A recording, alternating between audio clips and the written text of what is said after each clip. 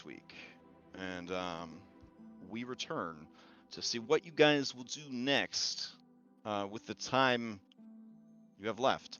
So, random number generator. This actually put us in the high 200s on Thursday. So it's rolling way more interesting rolls than I was getting from Foundry. Question number 12. Question 21. What's your idea of a great day? All right. I guess this question brought to you by Regiarix. There you go. What's your idea of a great day? So while you ruminate on that, if anyone would like to give me a recap for last week, go ahead and roll a d20 into chat, and we can get this thing started. I'm still loading in. If you can roll one for me, Crash. Sure. I'll roll a natural one for you. Don't worry. I'm looking forward to it. I got a 7 for you. I got a 7 for you. Barnabas with a 17. I guess take it away. Perfect timing. Just finished my notes. All right. It's always an evolving process up until the last moment. Anyways, so last session on the Red Hand of Doom remix, we opened to the end of the council meeting with the United Representatives of the Vale.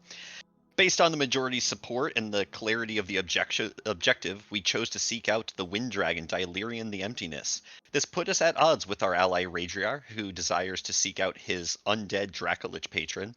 He decided that it was important enough for him that he would venture out alone in pursuit of this goal. Somewhat torn by this schism, we decided on the matter, or decided to wait on the matter and decide overnight, and we went to our guest quarters.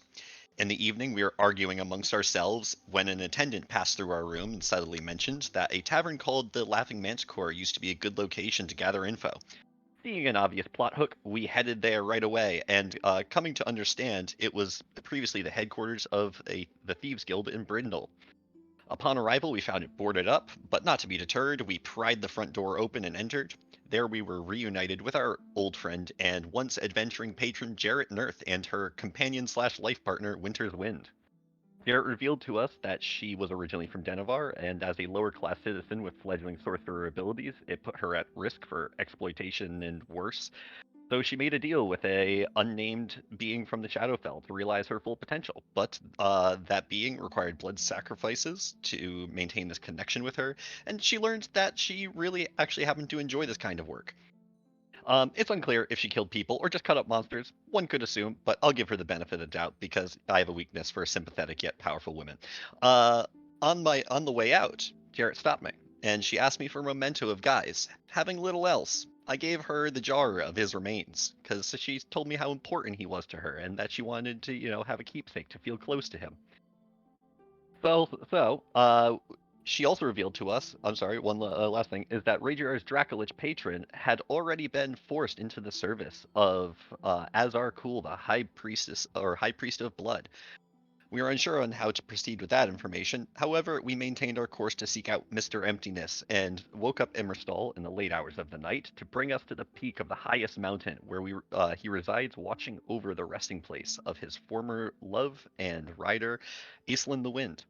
Fortunately, due to our knowledge of the Illithids returning to the Vale, it was relatively easy to convince him to join our cause, as mind flayers were the thing that brought about Aeslin's death.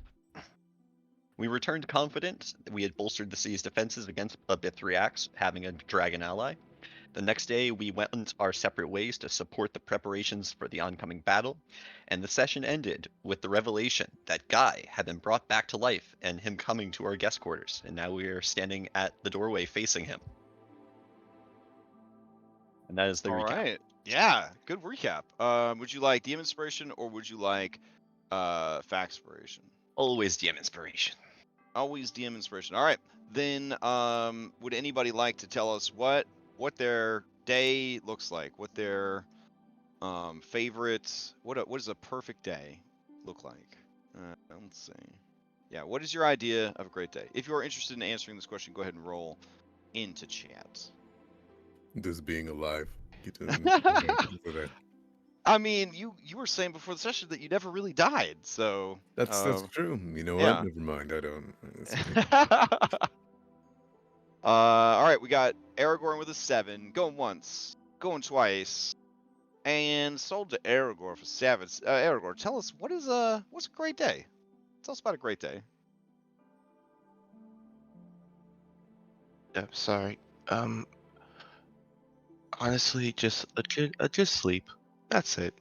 Get up, drink some ale, eat a good meal, go to the brothel, then sleep. Okay. Perfect day for Aragorn. Wow. I'm sorry, I was saying more, but my head's not really in the right No, place. that's a very chill day. It's a very chill day. A man's a man. Yeah. All right. Steak dinner, I'm assuming. Washed down with Absolutely. fire whiskey. Okay, fair enough. All right. You may ask the same question of any NPC that you've met during the campaign.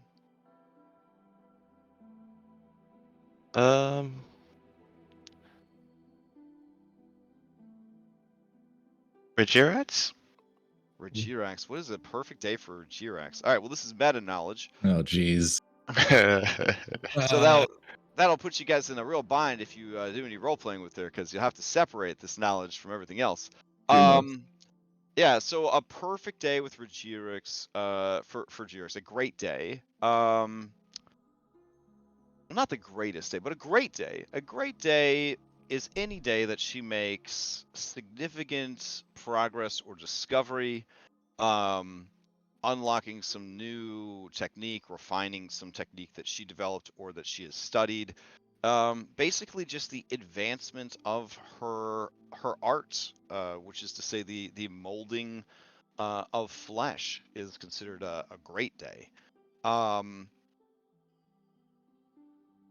A perfect day would probably be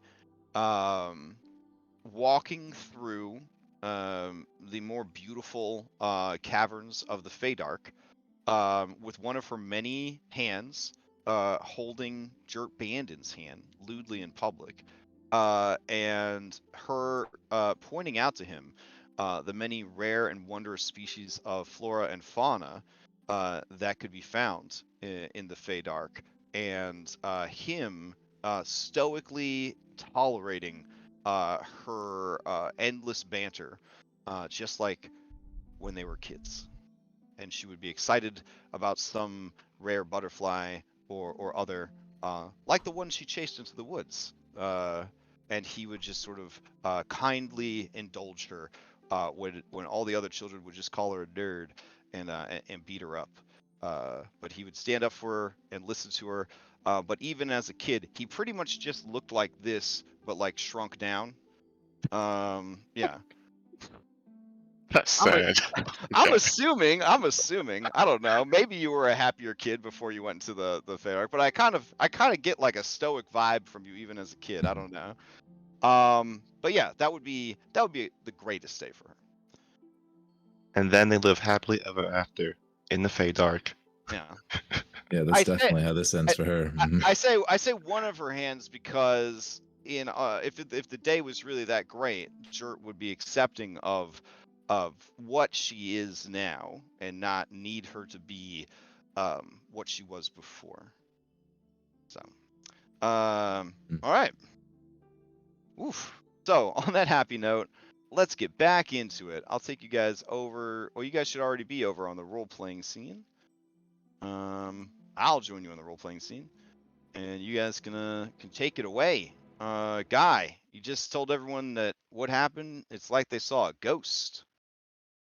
Yeah, they look surprised or something. All right, take it away. I assume in the gleaming morning light, basking in the doorway, being mostly blocked by Aragorn on his front side, with a towel over his shoulders, freshly having a shower. He has a smirk on his face, pep in his step, though clearly atrophied muscles. Right. Your man clearly is suffering from what's known as resurrection sickness. So he has an arm on the door, but he's keeping his elbow kind of leaning against all of the weight. And as he gives you all a big smile, he says the line, "You look like you've all seen a ghost." Where are these morning grays coming in when it's like 8 o'clock at night? Are the what? Oh, It's nice.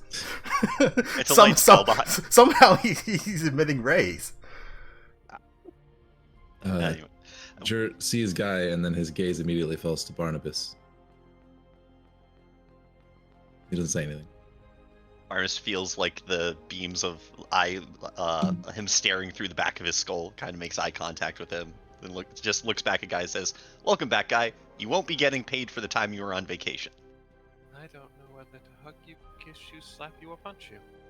You can do all four. Yes. No, I'll just say you chose a bad time to come back. We're about to dive headlong into basically suicide. Oh, come now. It must be more fun than that. Look at you. You're in Brindol. Yeah, we're in Brindol, unfortunately. Guys, did you realize this? We're famous.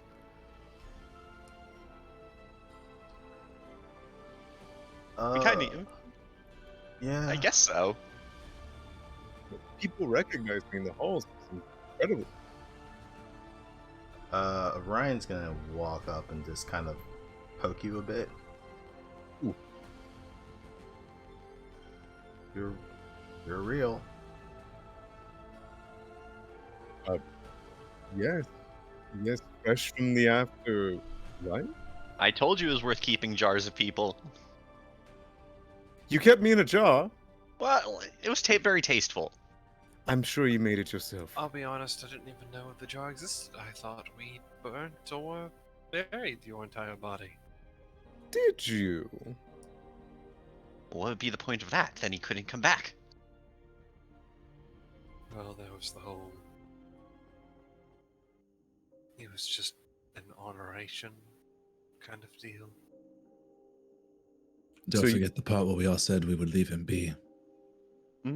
I believe the words you're looking for. Thank you, Barnabas. Thank you for bringing my friend back to this Are world you so that he can happy help to- us save the world. Are you happy to be back, Guy? I mean, sure, I just figured you guys wanted more, strawberry tarts or something.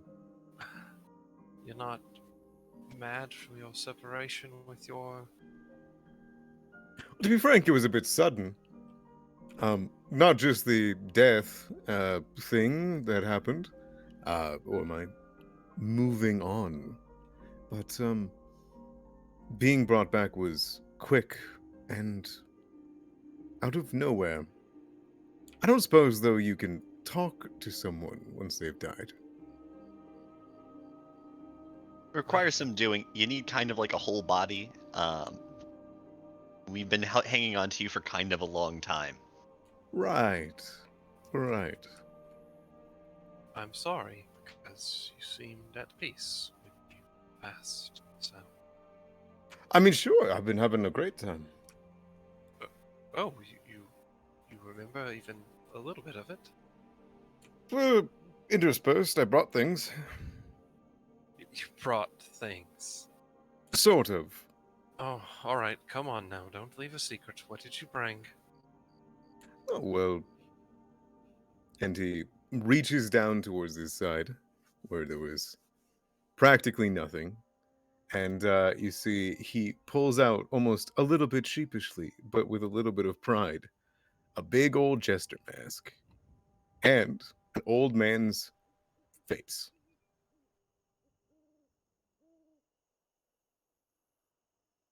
Like a stylized face or like an actual face? Not their skin. Not their skin. Okay, there's gotta be Just some like- clarification Wow, there. for a you second picked you up just, some interesting... I was gonna let you guys decide if Guy's that kind of guy, but I brought these, my favorite performances in, well, my last acts.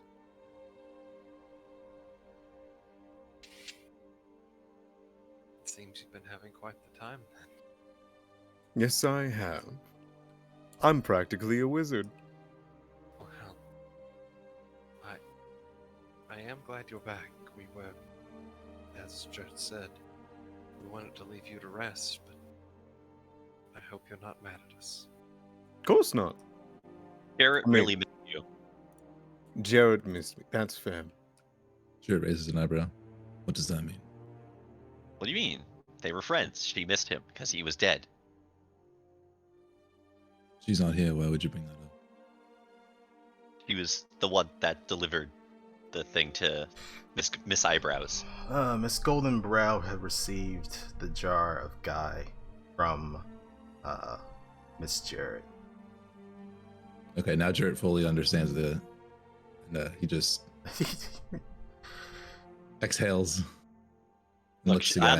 on the way out of the tavern, she asked me for a memento of Guy. I didn't really have much else other than this jar of remains, and Did you know what she would do with it? She said she wanted to feel close to him again. I don't know. I assumed Did they you had. know? Jared, It's a I yes could or have no assumed. question, I Barnabas. could have assumed what she would do, and I was hopeful. And you know what? I don't regret my decision even a little bit. Look at the man standing before you. He wanted to come back. Wow. You say I should thank you. Yes, thank you for betraying our trust. This And then is he's a gonna lot. walk up to Guy. Oi, I'm glad to know that you wanted to be back. oi, Guy, come over here for a moment. One second, little man. And he will pat Judd on the shoulder. Hey, you guys are the claws of the veil. I didn't round you all together and bring you into the fold just for whenever you call me, not to show up. And now that you're standing this close to him, Jert has definitely changed since the last time you saw him. His skin's a lot more pale, his eyes have dulled, and his body is full of scars, including the whole decapitation and resuturing and runes and everything that pulled his body back together. Oof, with Palor's unholy light closer on you, you look fucked up. What happened? He looks Being over a claw towards of the veil. the rest of them. Wow, you all look fantastic. That is a good Yeah, point. yeah, they do. I don't think you guys ever mentioned why Jert has all those on him. Well, the horns are new. It's part of the armor. We fought many battles since Osrandian. Many of them were hard. Oh, come on now. A dragon should have been the biggest of it. Did you kill the dragon? Oh, I didn't let him get away with it. Oh, perfect. But you know fake creatures. Yeah, he's probably out. I get to kill him forever now. That's what I'm holding on to. There's an even bigger, nastier dragon, and I swear to the gods, Guy, if it eats you, I'm going to pull you out of its... I don't have the energy to make a joke. I'm just glad you're back. Thanks. But for real though, it did kill Thanlin. Oh, I was going to ask if Fenlin was brooding or with Captain No. Serrana. If only. No, He didn't survive. and he's with Regiarix now. Regiarix. Remember that spider lady we met the day before you died? Very loosely. I didn't get a good look at her between getting attacked. She's a mad alchemist of sorts. Probably, well, most definitely stitching Thanlin back together as some sort of undead servant. Sure, why not? That sounds all par for the course. It does sound like you've had Unfortunately, very stressful things. we have.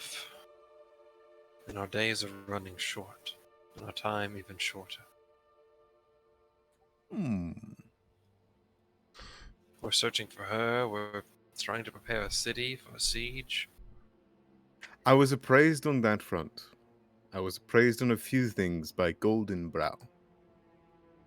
I thought I was hearing the wrong name the first time, whenever she brought me back from the afterlife. In the end, however I can help you find this person, I'm more than happy to. I will use my new wizard powers and other roles to do that. You need me to send a haven't- message long distance? Oh, is this all of... I will talk to you in a second, Mr. Dwarf. Is this all of you? All of us? This the claws of the veil as they are now? We have some extra third-party companions.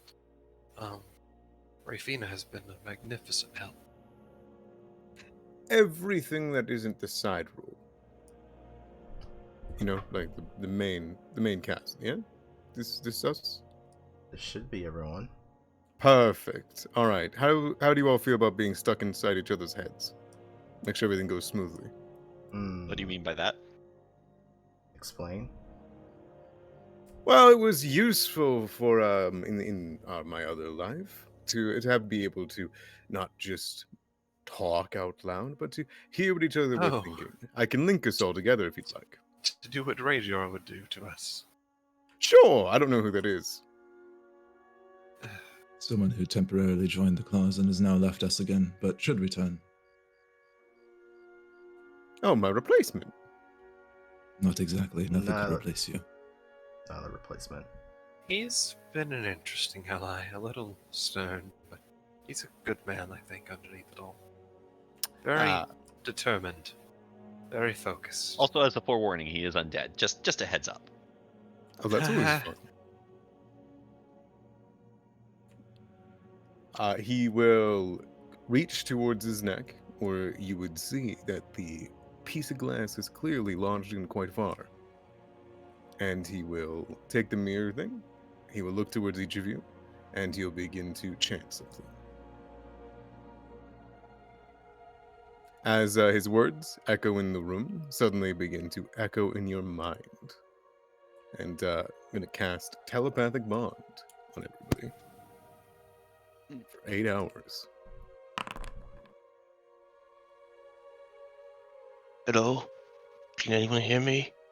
Oh god, I can hear my own thoughts. I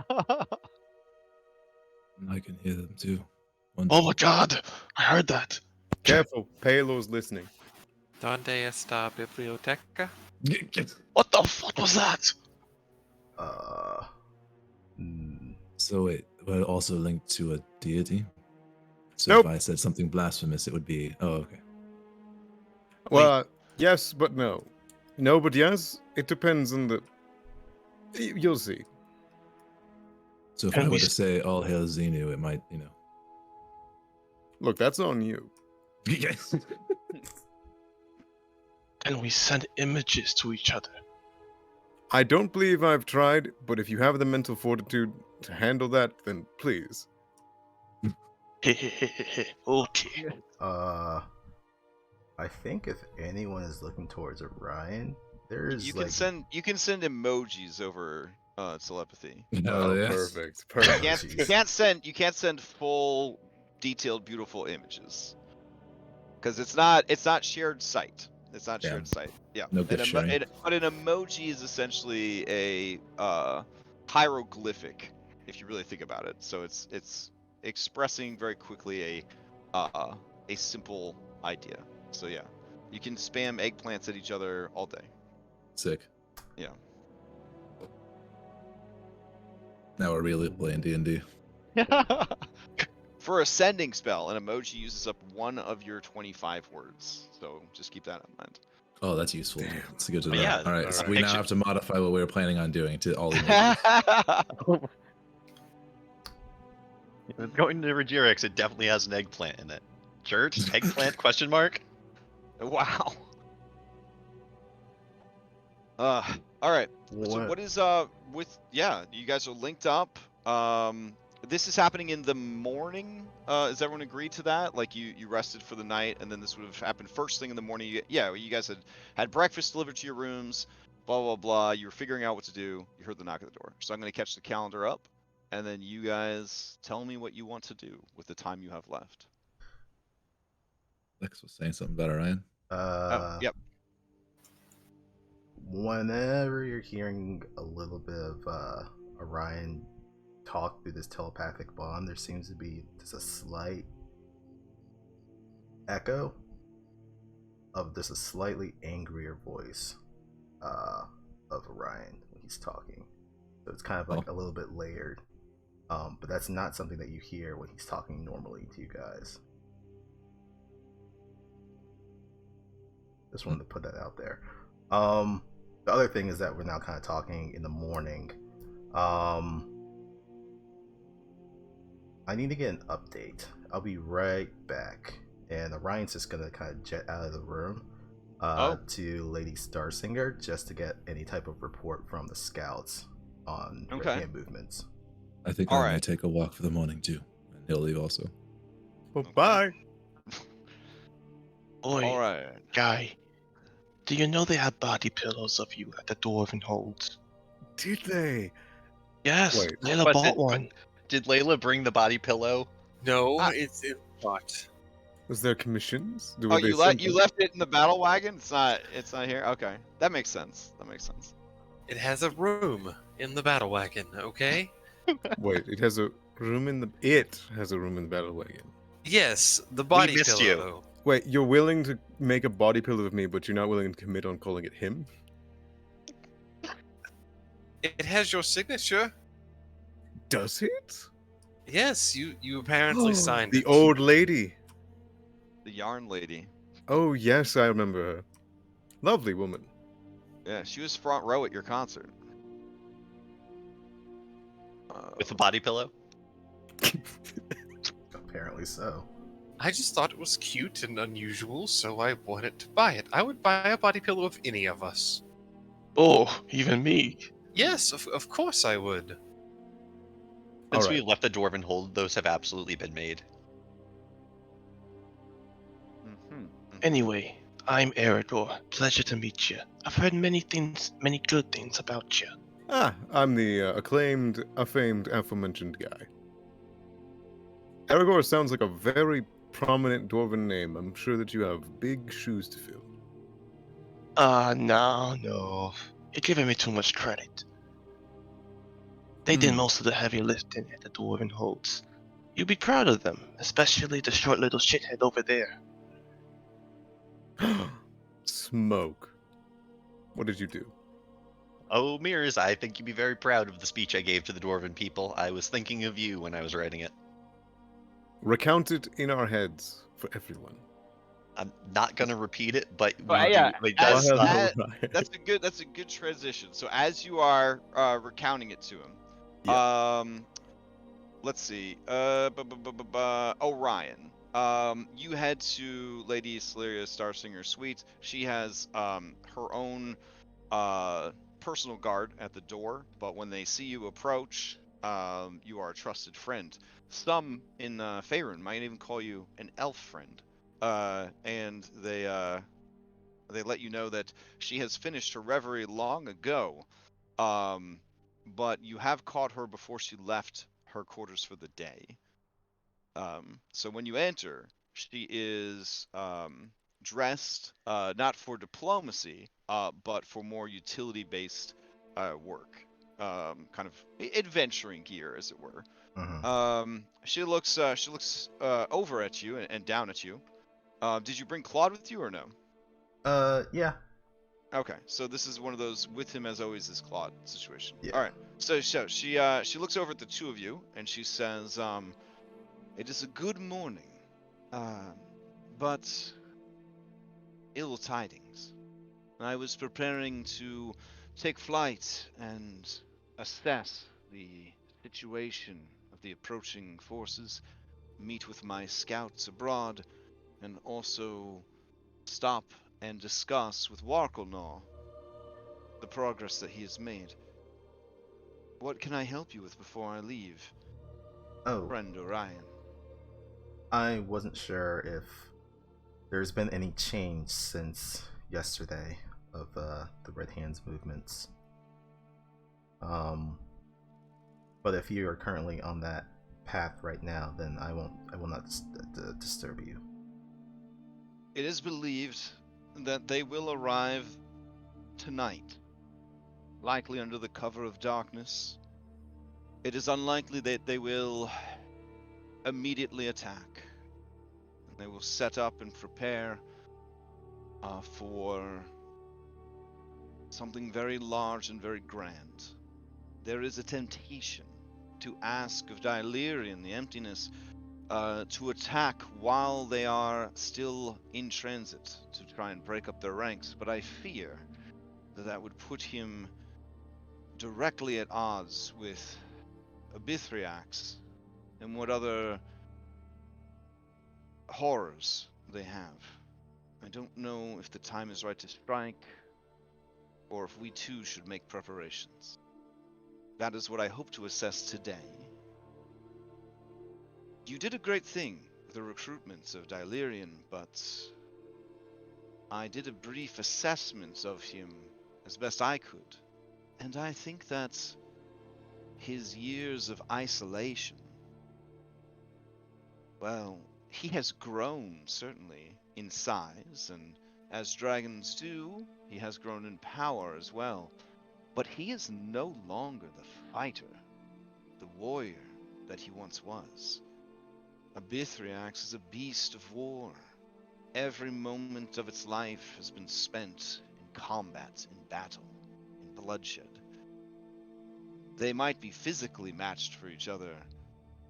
They might be of a like size, but in a one-on-one battle, I fear Dilerian would lose very quickly. So I don't know the best way to give that sort of information to such a proud and terrible creature, but I feel that Dilerian must know his own limitations, or all of your effort to recruit him will only result in the shattering of Brindol's morale.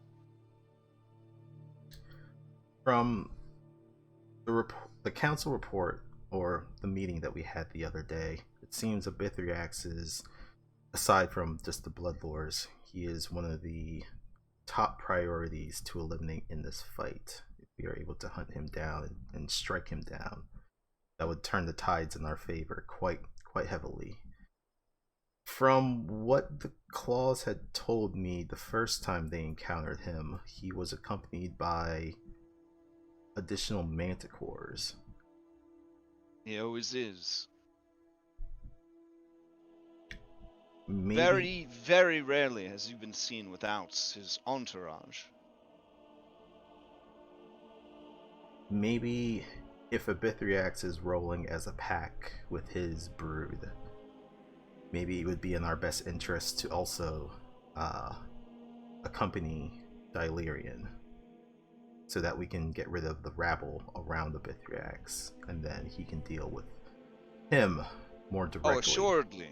That is the smartest move. I'm just saying, do not allow Dilerian to engage Abithriax alone, for he will perish. Understood. But again, I don't know how to chide a centuries-old ancient wind dragon about what it can and can't handle. But since you seem to have grown into such splendid diplomats, I'm sure you could find the words. Well, he did mention when we were speaking with him up on his mountain that he would be at pleasure to see, I think it's called the Mercurial Reaver, being used once again, just like his beloved. Maybe that will be something that we can use to give him acceptance that we will fight alongside him. But also on the mention of diplomats, Guy has returned. He was brought back to life last night. How intriguing.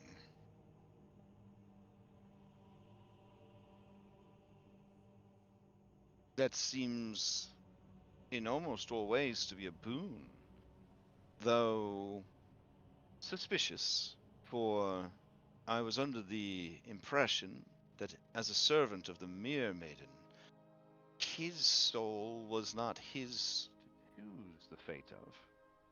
Which means that she must have some interest in this, or that he somehow convinced her for a small leave of absence. He has a way with words. I would like to hope that it was the latter. I wonder then just how long you have him. But then again, with mortals, I guess that's always the question.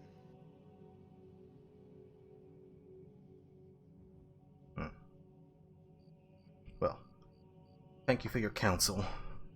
I won't keep you any longer. Okay. You'll And just as you give her a say bow. that, we'll check in on Jert Bandon. Jert Bandon, are you walking the battlements of the keep, or are you like down in the streets, or are you doing like vigilante rooftop walking? Like where are you taking this walk?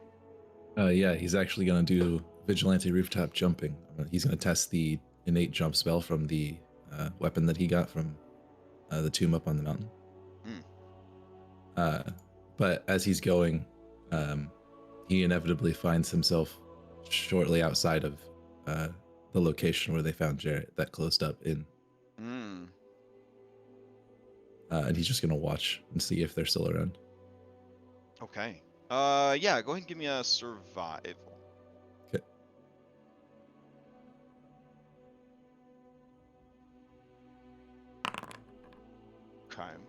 Okay. Because A5E Ranger, you can't get lower than a 10 on the roll. All right. It does not seem, other than you and your allies, that anybody has come and gone from the front or back of the building. So they're likely still inside, or they exited through some other means, which would be to say like the basement or something, or they would have, flown out the window if they could fly. But you don't see any passage to and from the establishment except for your own allies.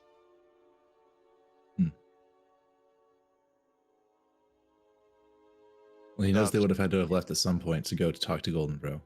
Mm-hmm. So there's definitely another exit then if it was only our tracks. Correct.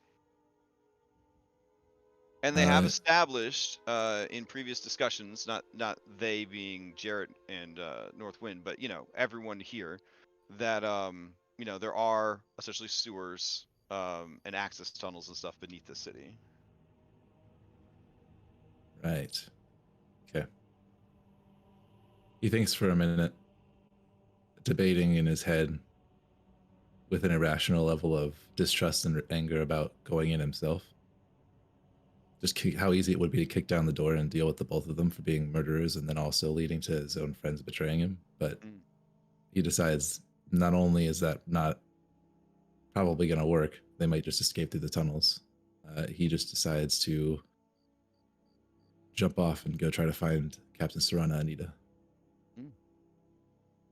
Okay.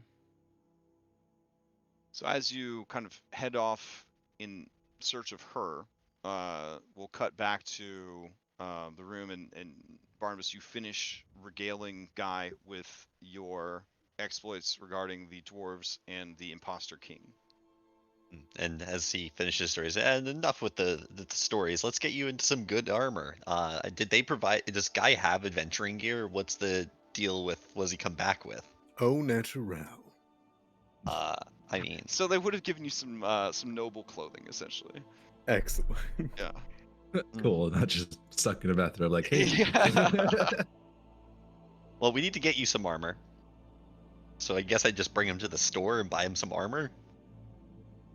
Or just see if maybe if someone might hook us up. I feel like that's...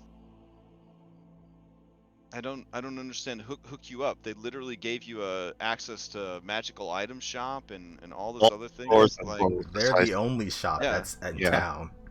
There's no way we can get anything. If you need basic bitch like starting equipment, of course they can provide that from the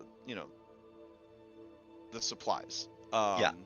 That's kind of what we were hoping for, is maybe a breastplate for him or something. Just sure, yeah. Like non-magical basic bitch supplies to get Guy outfitted, absolutely. All right, great. But I'll take it from there, and I'll turn his breastplate into a masterwork, make it fire resistant, and the properties that you can pick outside of that. So, do you even have time for that? What do you mean? We just did a long rest.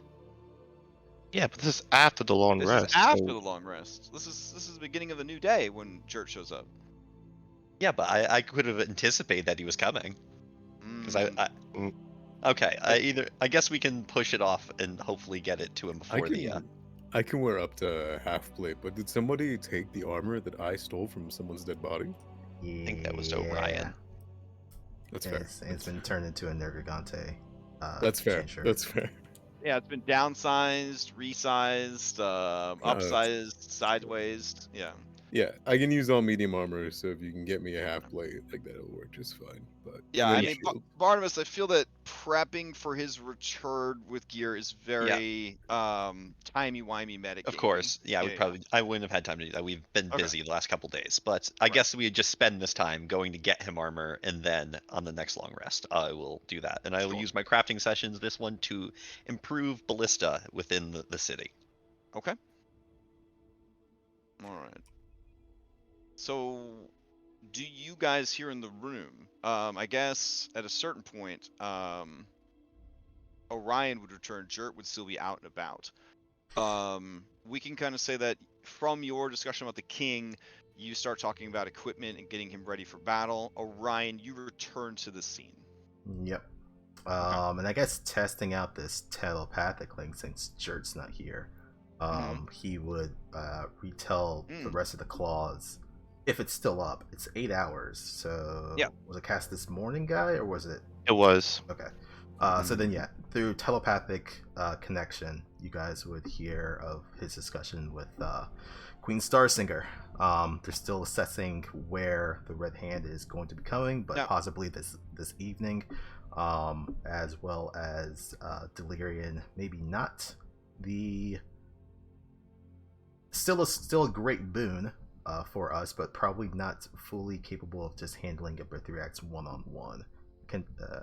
Especially if he has company with him. So you would probably say, since we know that a Brithriax rolls with other creatures, maybe we should accompany Delirian whenever a Brithriax shows up, just to even the playing field. Oh, absolutely. Definitely. And definitely don't let him leave the confines of the city, because here he has the support of Ballista, and we can also hopefully pair him off with Griffins when that time arises.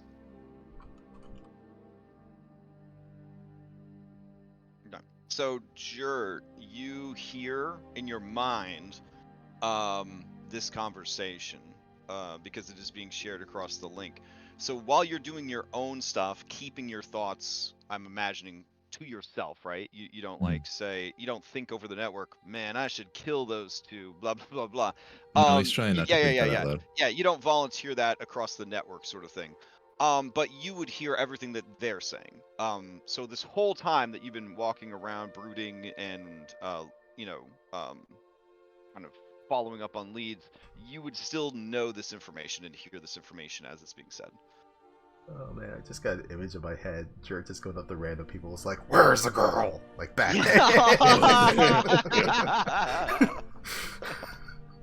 Oh man. Oh man. I could kind of see it a little bit. Same. Not to get too off track, but I've been watching Deadwood to prepare for Outlaws, and there's this character, Seth, something or rather. He's like the quote-unquote good guy character, but he's definitely not a good guy character. And I just turned to Jen, my wife, and I was like, "That's your Bandon." I was like, "That's fucking your Bandon right there." And she was like, "Yeah, I could kind of see it." Cause this dude flips a switch from being noble Western paladin to being fucking barbarian vigilante, at the drop of a hat. Just flips a fucking switch and he goes full beast mode. And he knows that about himself, hates that about himself, but doesn't do anything about it.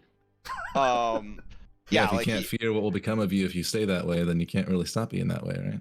Yeah, it's oh man, it's good. It's good stuff. But yeah, it definitely reminds me of this character because Jert is, in my opinion, a good man and a hero.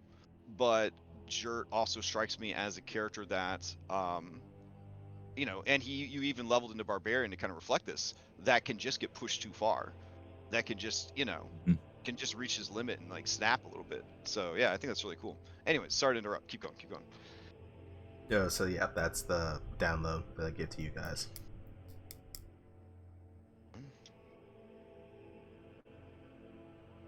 All right, so you have this information. Jert, are you replying at all? Or are you off doing your own biz?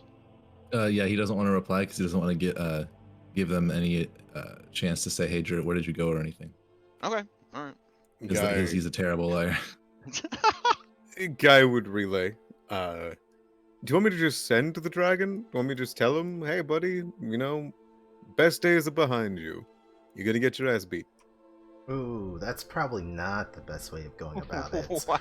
We're Um, kind That's of how you on the definitely fence. should do it. I don't know. He was very grateful that we didn't bring someone to give him honeyed words when we picked him up. Maybe a straight shot is what he's looking for. Remember, we just showed up and we were like illithids, and he was like, "Heard, let's go."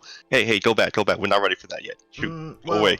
I mean, he's asleep on the roof right now, so. Yeah, you telling him you soft boy? I don't. Which is telling, honestly, that he's asleep on the roof. I think because really- he just spent 500 years barely doing anything. Yeah. So. Just found the highest point. He's like, "This is kind of a mountain."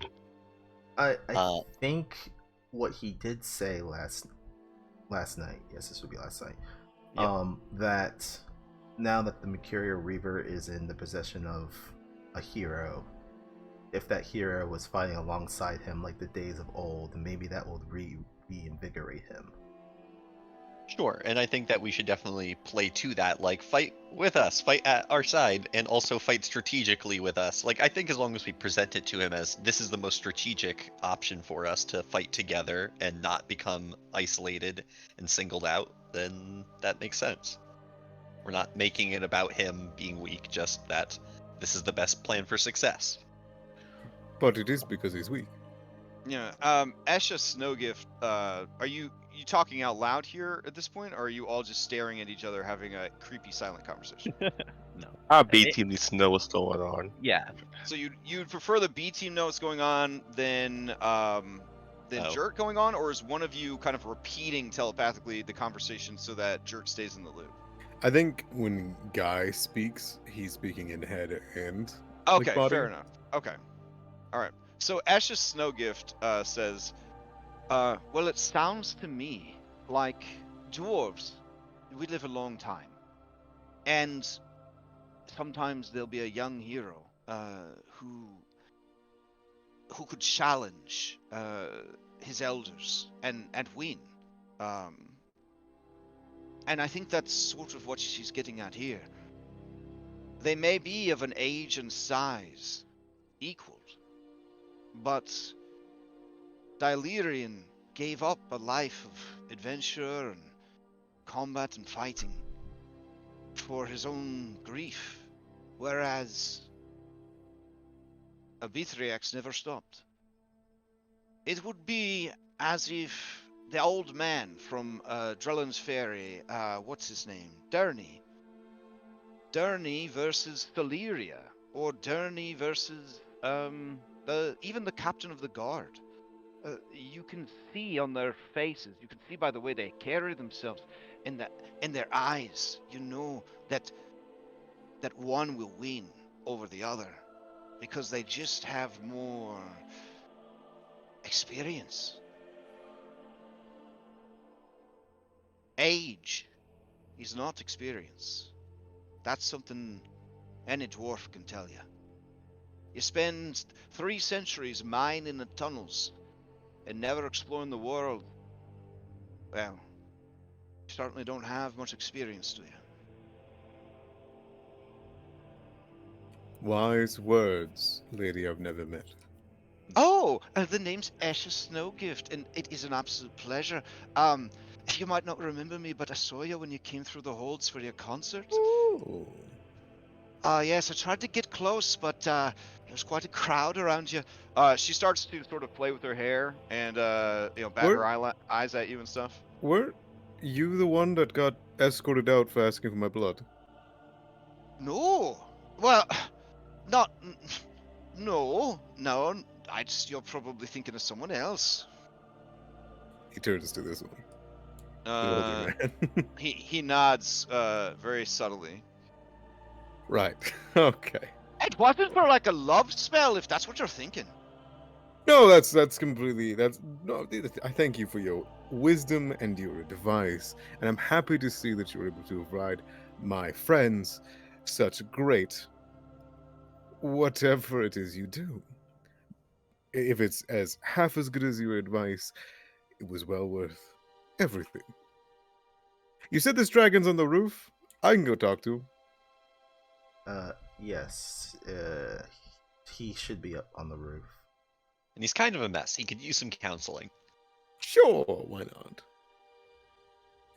What's one little dragon, right? I've already dealt with one. Oh, this one's much bigger. What do you mean? Easily double the size. Well, the legends say he wasn't that big. He's probably grown since then.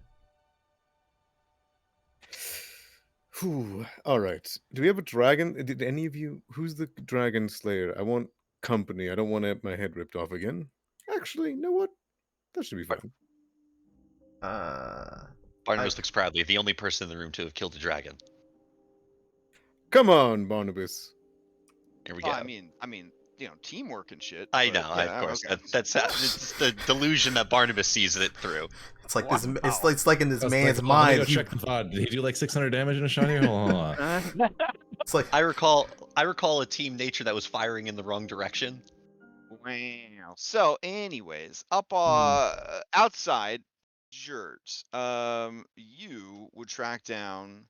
You wanted to track down Captain Serana. Yep, the person he knows most that if told anything about a crime can't resist. Okay. Oh, All right. So you find Captain Serana. She is helping. She's been assigned a high-ranking leadership position, and she is running city defenders through their drills. Okay. He'll wait for a break in their drills. He doesn't want to interrupt. Okay. Yeah. So she sees you, nods, has the troops kind of run through them again, sort of thing, and then she approaches you, and she says, as she approaches you, Jet Bandon, it's been a while. What do you need? Has there been a change of plans or news from the keep? No, just a crime that I feel I must report to you, and whether or not it's dealt with before the battle or after. I can no longer hold these facts from someone who I know would do something about it. All right. Are you What- familiar with Jarrett Nerth? I am. She was a magical item broker and quartermaster for Drellin's Ferry. And from what I understand, your party's patron. You used to wear the little bunny rabbit with the blue and the white. It's very cute. Yes. The truths about her that have come to light that I feel I must share with you. All right. Both before she left Drellin's Ferry and, I believe, even now, she is tied in with a underground guild of thieves and murderers. And not only that, she takes to murdering people in her own basement.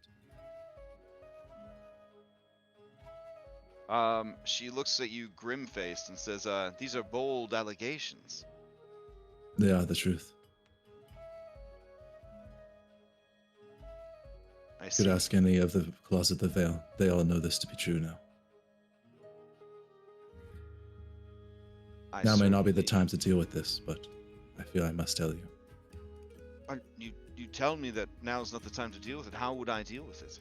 We have a war on our hands. Precisely. But when the battle is over, should we survive, we cannot allow such activity to continue in a recovering society now. I see. So, when we return to the ruins of Drellin's Ferry to rebuild, she should not have a place in it, is your recommendation. She is here in Brindol now, continuing her activity as we speak. She is killing people right now in the city? There is a basement with secret underground tunnels where she is residing right now. It is possible she has bodies within, but I cannot confirm without revealing myself. She looks at you. She looks over at the troops that are training. She looks over at the the walls that are being fortified and the fucking owls flying overhead and everything else. So she says, I don't know if the crimes of one woman are worth the attention. So I suppose I agree with you. But I would point out to you, Jert, that I have no jurisdiction here in the city of Brindol. These sorts of things would fall under Captain Lars Ulverth and his command. I can pass this along to him, as well as a description of her, that if she is seen, she should be detained or arrested. I think it should be more than that. It should be a coordinated effort. But I wanted to bring it to you, the person I know who would carry out justice if needed. I trust you more than I trust a stranger. And I appreciate that, but a coordinated effort? What? I ask again, are our efforts in the defense of the city endangered by this woman's presence? If so, we should act on it now, not later. Is she so dangerous that you need the coordination of many troops? To answer your first question, I don't know if she's a threat currently that may hamper our ability. I don't know why she does what she does. It's some kind of religious activity for her. I see. But to answer the second question, why I would need a coordinated force would be because if we walked in the front door, or if your guards walked in the back door, it wouldn't matter. They would just leave through the tunnels underneath. I see. But in case I fall in the combat, somebody who I trust and is involved in the system of justice needed to know. Ah, I understand. And I will make it known to Captain Lars Ulverth the situation, as well as others in a position of authority. She will have no bastion when this war is over. Thank you, Captain. She nods to you. She looks up at the hill, way up there at the keep, and she says, "A dragon on our side. I feel like I've fallen into some sort of fairy tale."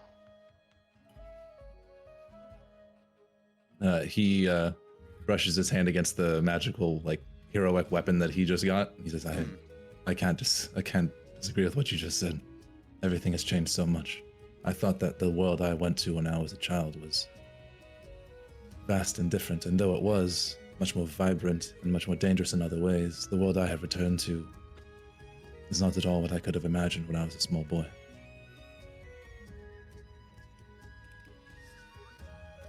He says, I miss those days of a Hydra sighting or an errant troll being the most exciting thing to happen in an entire season. I miss my home.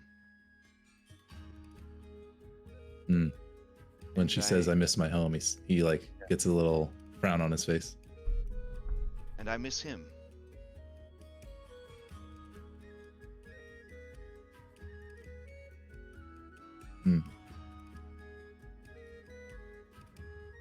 We will do what we can. But I don't want to make any promises I can't keep. Of course. I miss him too. She nods, and then she turns back to the training of the troops.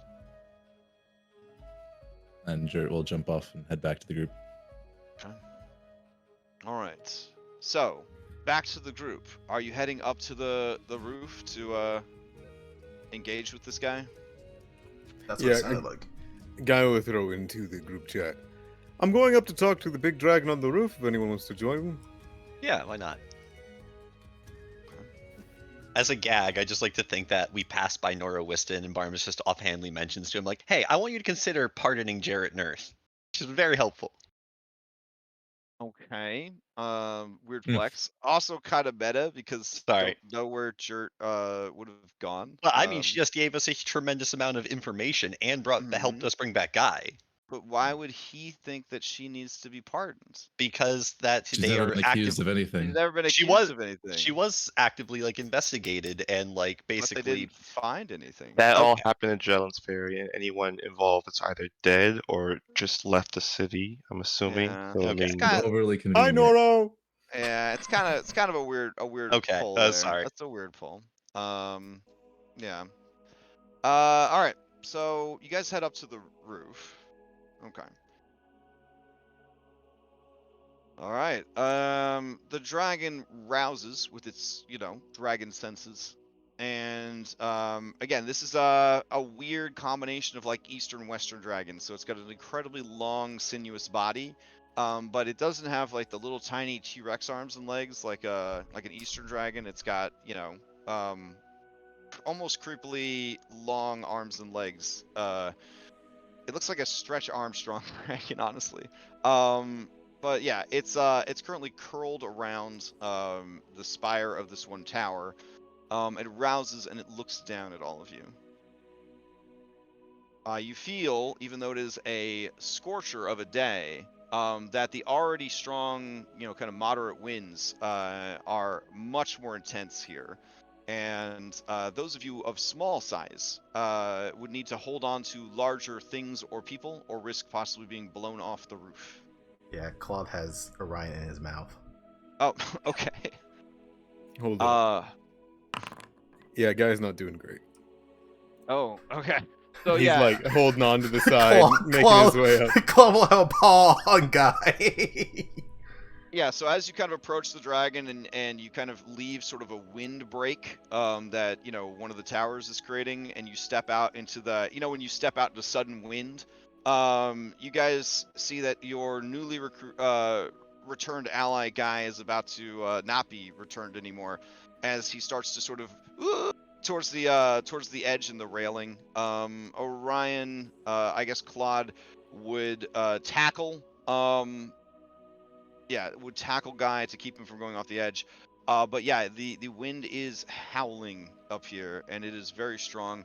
You have no doubt that it is the effect of the dragon on the area around it. Orion will take out rope from his pack and tie himself to the Claude, and just tell for him to just hold on to Guy so he doesn't get blown off. So that he's not trying to carry both of us. Okay. Guy would approach as best he can. And as he does, he is going to shout out. Does Guy feel like he has to yell at this dragon over the howling wind? Yeah, unfortunately, it would definitely be a your strongest, loudest voice conversation. Yeah. Perfect. Guy would shout out to it, "Drem your luck." That means hello in Draconic. And he will kind of take a second.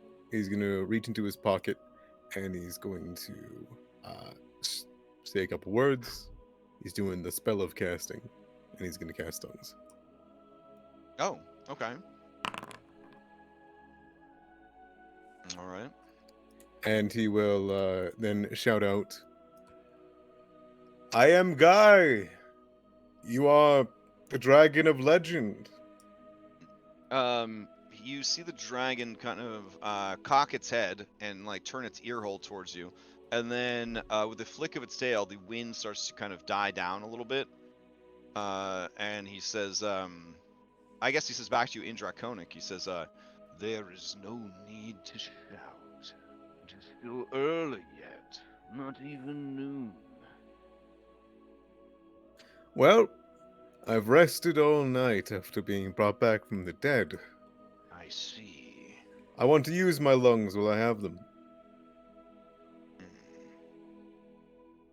Back from the dead. Interesting. My allies have already spoken to you, but I have not. But I came to impart new information on you, if you would be willing. Information is power, and I will accept it. It seems as though Abithriax, the Burning King, has gained a large amount of power after allying with the Red Hand. I believe that if we are to meet in battle, it would be too cowardly to face you alone. You should, if forced to face it, have us by your side, lest you are attacked on all ends.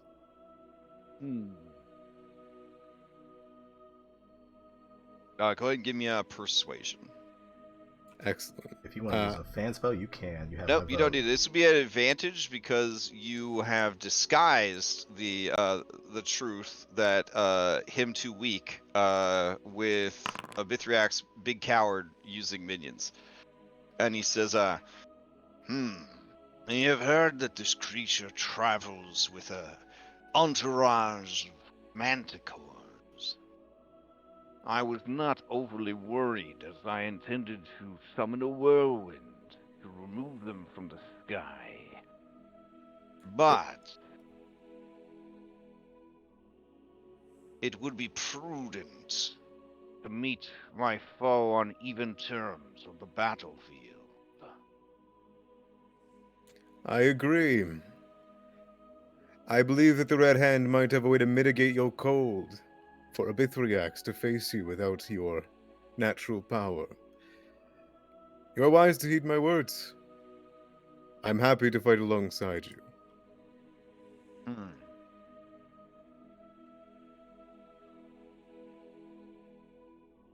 What is your name? Oh, I am Guy. That is what I am called. I have no name. It has always been Guy. Was your name stolen from you? Given for this war, but to be honest, it never really was mine.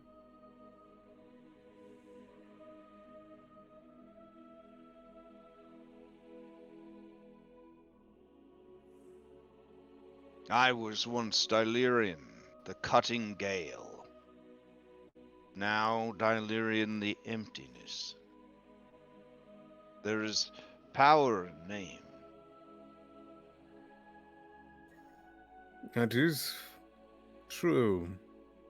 Do you see me as powerless then? No. I see you as a mystery.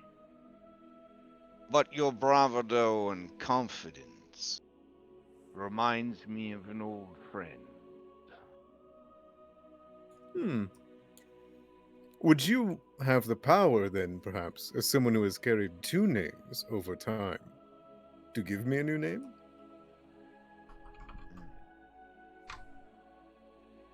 It is not my place to do so, for I have only just met you. But I am sure you have many names, known to the people whose lives you have changed and affected. We all do. It's an interesting way of thinking about it.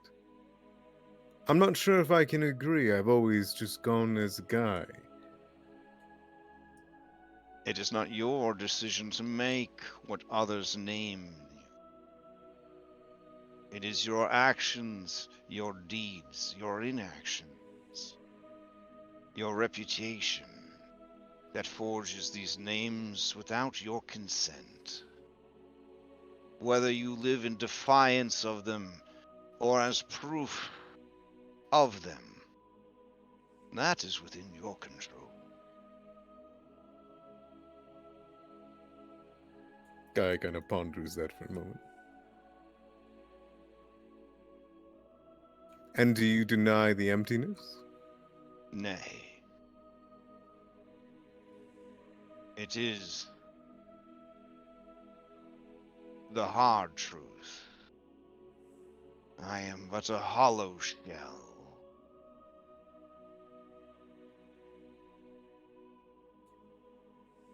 Guy gives him a look of doubt. Yet you defy that purpose now.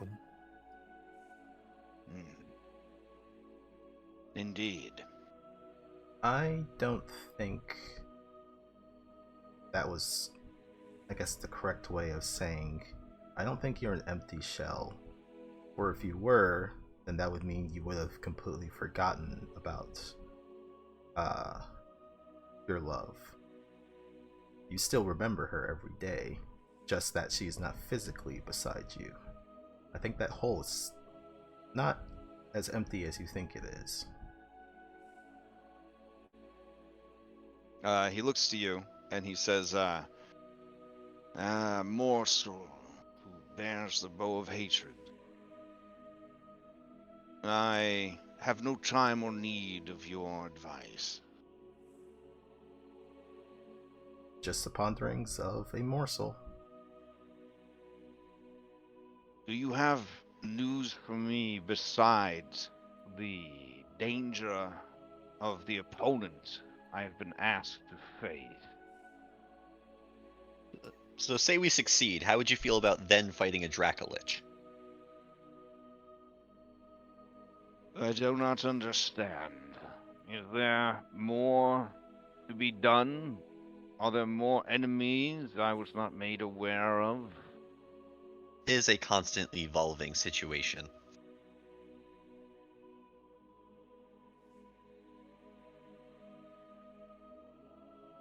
I think for right now, we should focus on the coming arrival of the enemy army.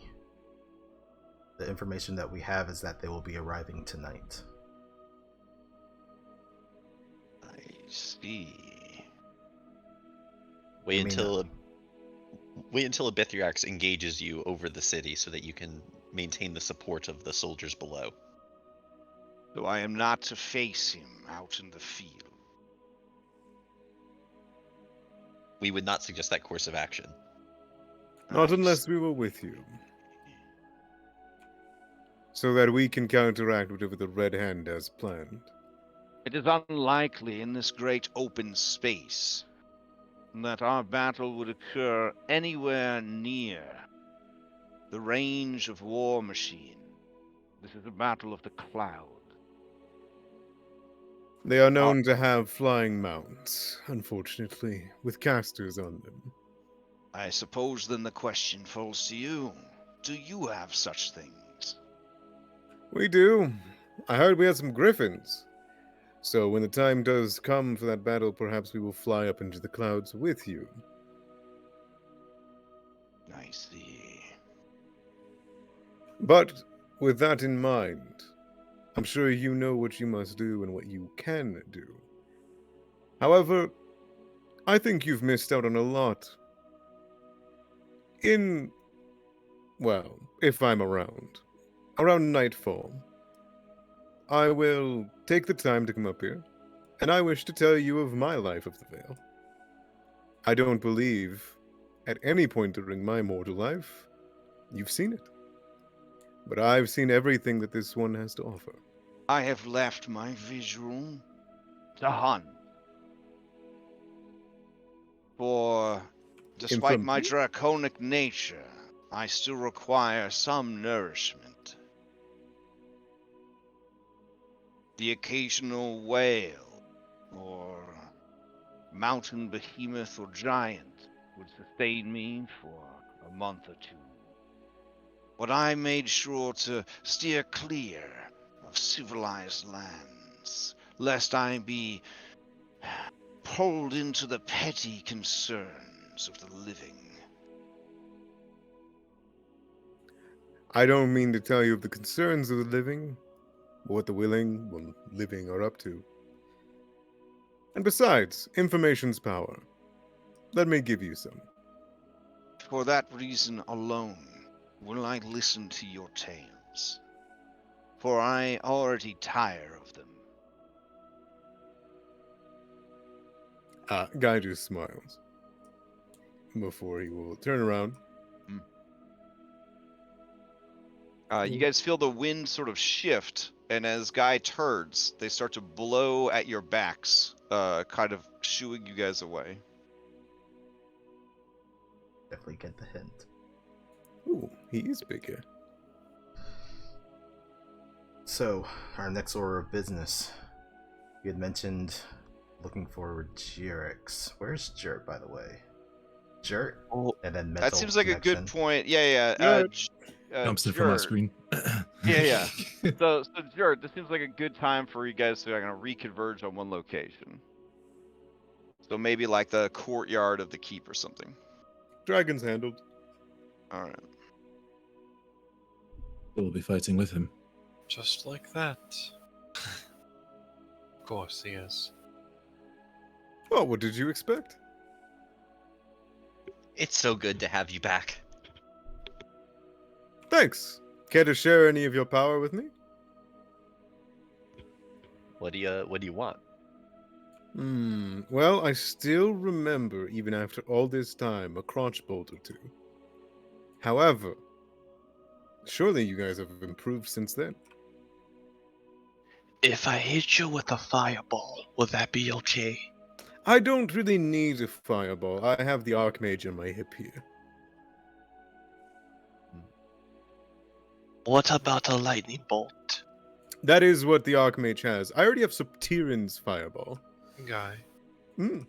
at what level of spells? The 4th circle and the 5th circle I'm still looking for. Otherwise, I can bring up the Hierophant and the Archmages. I could cast today a fire shield on you, or free you of constraints, or heal you in a mass healing spell. The Hierophant, I've already got all the healing handled. Big payload guy, big restoration. No, the freeing of things in a fire shield, I assume, would be quite useful against someone named Regiarix, the Burning King. Sure, then before I go get some rest here. Isn't it morning? Yeah, It's like midmorning at this it's point. definitely, it's like 10 or 11 in the morning at this point. You need sleep? Or are you going to go rest in my body pillow? I'm not answering that. Here.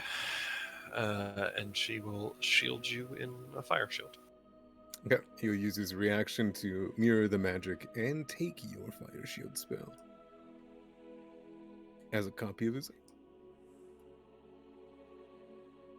Yeah, it should be useful. What's we haven't actually discussed. Ergo, you should make us a list at some point of the spells you've mastered. What for? So we know what you're capable of. Well, I mean, you've seen what I've been capable of.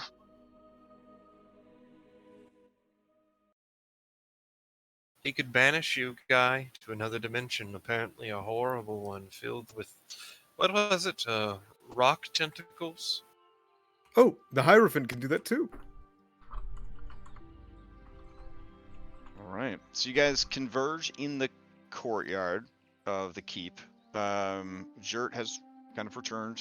You guys have headed down to meet him.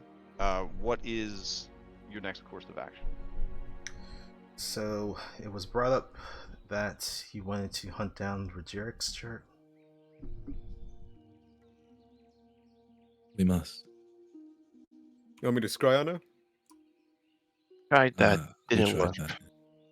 Have you tried my scrying? Will he cross No. planes of existence? I don't know. You're Worth welcome a try if to you're willing to spend the magic, yeah. I don't see why not. But if it didn't work last time, then It is may something be we the have Felt tried to like no there avail. was a barrier.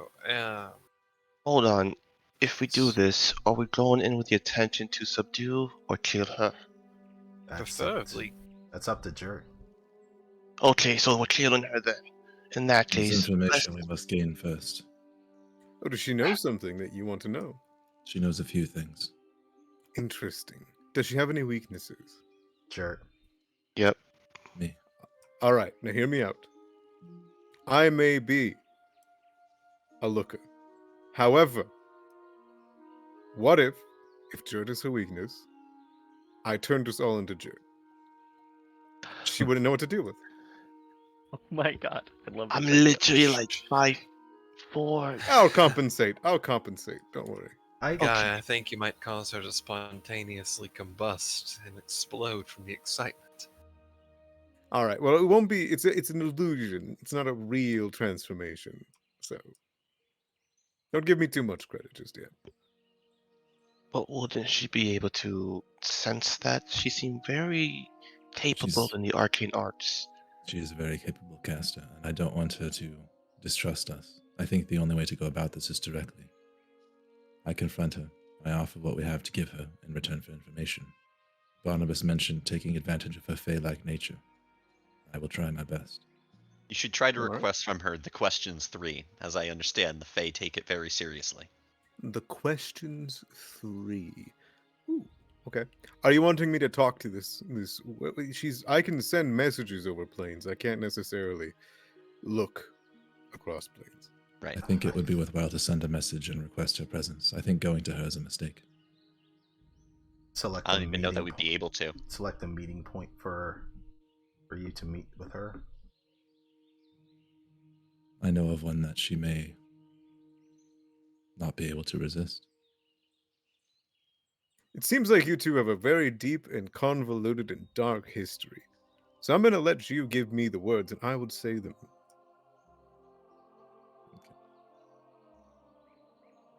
It can be up to 25, but I'm willing to send a second just to prove a point.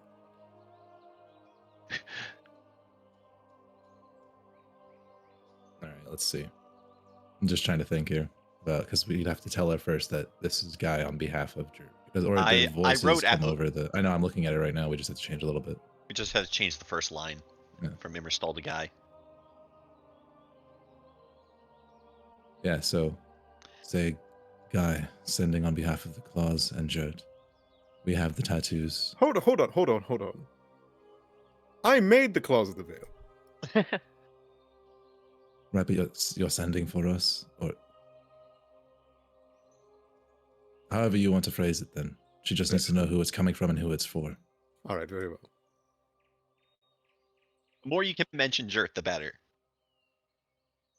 All right. First, I'll need a D100 You got it. because 5% chance to fail when going across planes of existence. Also, Jert, what's your sister's name, just for simplicity's sake? So we can one word name her. Julia. Her name is Julia. And he looks at Barnabas grimly. Interesting, you ask now.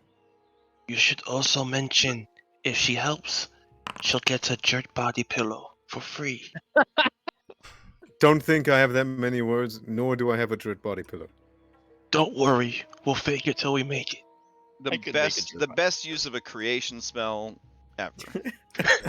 Exactly. The mass-produced body pillows. I think we should probably just keep it simple. All right. I eagerly wait. Your Yeah, I'm 20, typing 25 words, keeping in mind emojis can be used. They do take up 1 word. All right, I got this. So instead of instead of needing to do Immerstall the red, it's Guy, winking emoji, sending on behalf of the call. Yeah, but we're also gonna change. We're gonna change the location because now I have one in mind. Oh, perfect. All right. I just want to fuck this up for you. So I'm typing it out into Forge.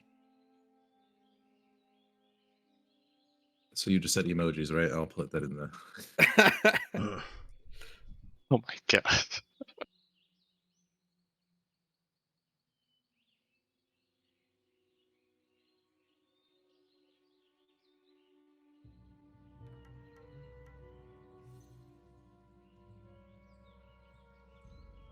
I think this is 25. Hold on. 4, 5, 6.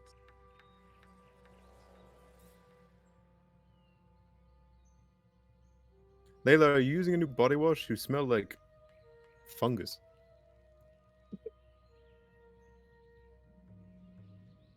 We met the Ghost Lord. Oh? I'm mostly an alive guy. They are Metaphorically? No, they are keeping me alive. So that's what that smell was. Well, I was just wondering what's going on with your arm. Yes, it's a growth. I know a person. Finding that I've slowly become more like the fungus plants, and You still seem more like you.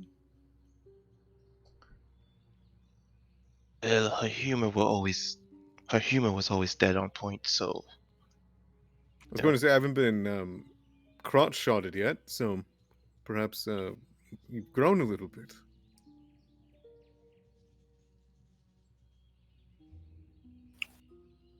As you kind of say that, Sasha looks at you and says, well, you haven't been back that long. You know what? That is entirely fair, Sasha. How does it feel to be home? I would prefer to be home under other circumstances, but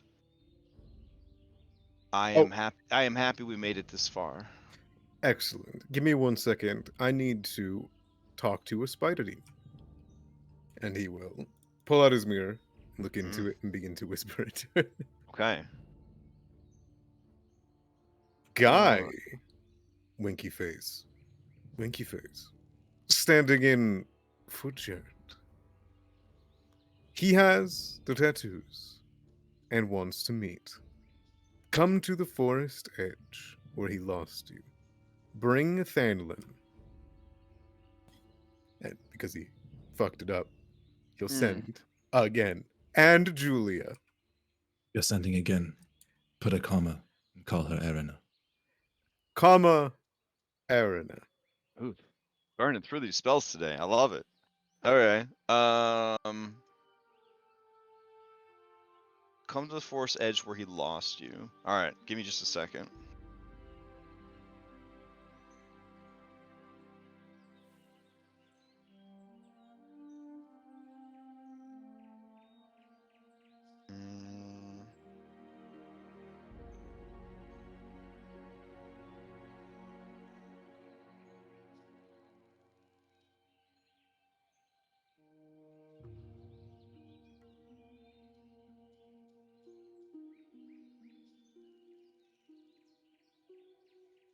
Barnabas, are you still smoking? I thought we talked about this. I mean, I started when I was 4. I'm not about to quit now. Wait, when As you we're were standing in 4? the fucking courtyard. Yeah, you said this before. Just because you started when you were young doesn't mean it's a good hobby. You can start doing crime whenever you're a baby. It doesn't mean that, you know. I did that too. I know you did. That's why I brought it up. You did crime as a child? We haven't discussed that. Dennevar is a tough place. We Benoits didn't get where Do we you are also by have- playing fair. Okay, 1, 2, 3, 4, 5, 6, 7, 8.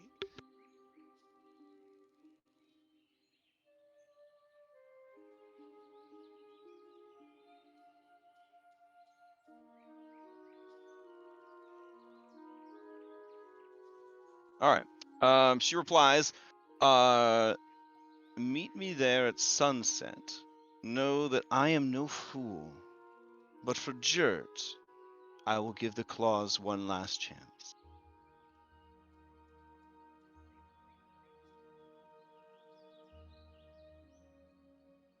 She said, sunset.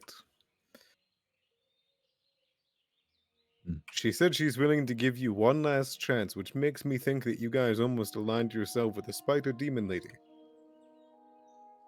I get that I'm hard to replace.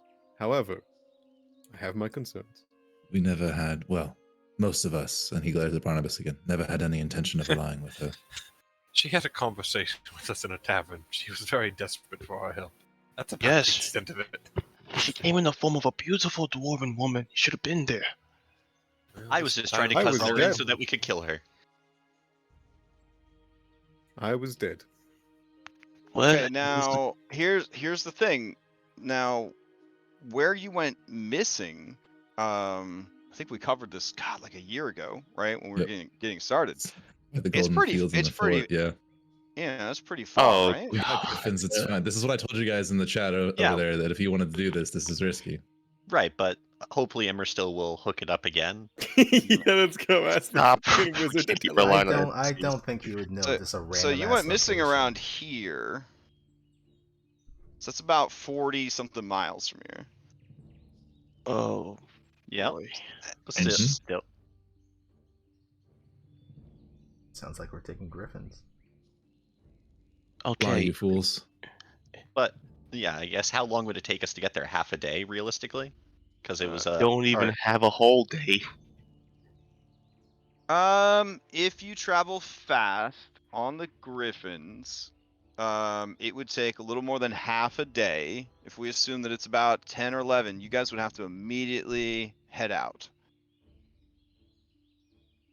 we're not going to pass by Emerstill on the way the Griffins, are we? For him. Everyone's off doing their own things, Barnabas. Like, they don't exist as, like, tools in your toolbox. The whole in mind- world is doing their own shit right now. You'd have to take time to track people down and ask them for help. Keep in And mind, there's time is also- something, you hate hearing me say this. Time is running out, Barnabas, and you don't have a lot of it. There's also encounters we might go fight along. There's also encounters we might Yeah. encounter on the sky, which I'm will a- take more time and Nah. resources that we Right. do not have. Right. Just passes without a trace says it's fine. Yeah, That- I still remember how to do that. Also, I'm naked. That too. You have clothes. We already established that you guys. Oh no, it- I'm an armor. Yeah, like mechanically he's naked. Oh, yeah. Like he I might as well thought- be wearing nothing. I No, thought no, that no, you- no. I thought you guys were hitting up the quartermaster for basic bitch supplies. Like, Yeah. you know, Oh, sure. not magic. Yeah. So non-magical basic bitch supplies. Yeah. Let's swing by there. Yeah, Okay. absolutely. What? So you go to your Griffins, and Guy is suiting up, and you guys are gonna just fly like the fucking wind and try to get there. Okay. Yep, and then we're gonna show back up in the middle of the like 3 a.m. or some bullshit back in fucking Brindle. Okay. Yeah, That's I guess just that how works. the claws do. Yep. Yeah, no, I mean, we just got to get here before tomorrow morning. All right. Let's see what we got. You already know what I want to say, but at this point, sure, why not? Let's do it. I told you guys this I- is gonna happen if you wanted to do it this way. I was suggesting going to Emerstill because it'd be much faster, and no sorry, encounters. sorry. I miscalculated the Griffin's flight speed. On the Griffins, it would take half a day, which is to say 4 hours, if you did a fast pace. So you could easily get there by Griffin by sunset. All right, Dope. cool, All right. When we deal with this, then we come back and it's like midnight or something. perfect. Okay. Who are you bringing with you as your B team? Oh, if any, right? Because you only have so much room on these Griffins. Can 2 people ride on a griffin? Yes, or we've only one? established Okay. that 2 mediums can ride on a Griffin. Awesome. One large. Well, I guess Rajen can't come. And we Okay. have how many griffins? 5, I believe. We had enough to carry most. We of- originally oh, had oh. 8. Yeah, you had 8 total. Okay. Alright, so let's just do this. I'll go take one up here. Keep in mind, Orion and Claude technically wouldn't still be able to come to Oh. Claude's own thing. Like, we forget we have a large creature with us. One We just put- large can carry Yeah. a large. To put him on a Griffin. Yo, is that Raijin? What's up, my man? It's been a while. Oh God, they know each other. Yeah, so Raijin, I suppose, yeah, you guys being bards in the same industry, he would say, he would look at you and say, God, it's been a long time. I heard that you, well, you shuffled off this mortal coil, but, you can't keep a good bard down, you know? And he makes a lewd gesture, implying that you and him both have subscriptions to Blue Gum Viagra. He will smile and say, I'm a stupid guy. You're coming with us, right? I mean, if you guys want, of course. I'll be honest, you're gonna need to be careful around this one. The way that some of them talk about her. Yeah, she might as well be a succubus.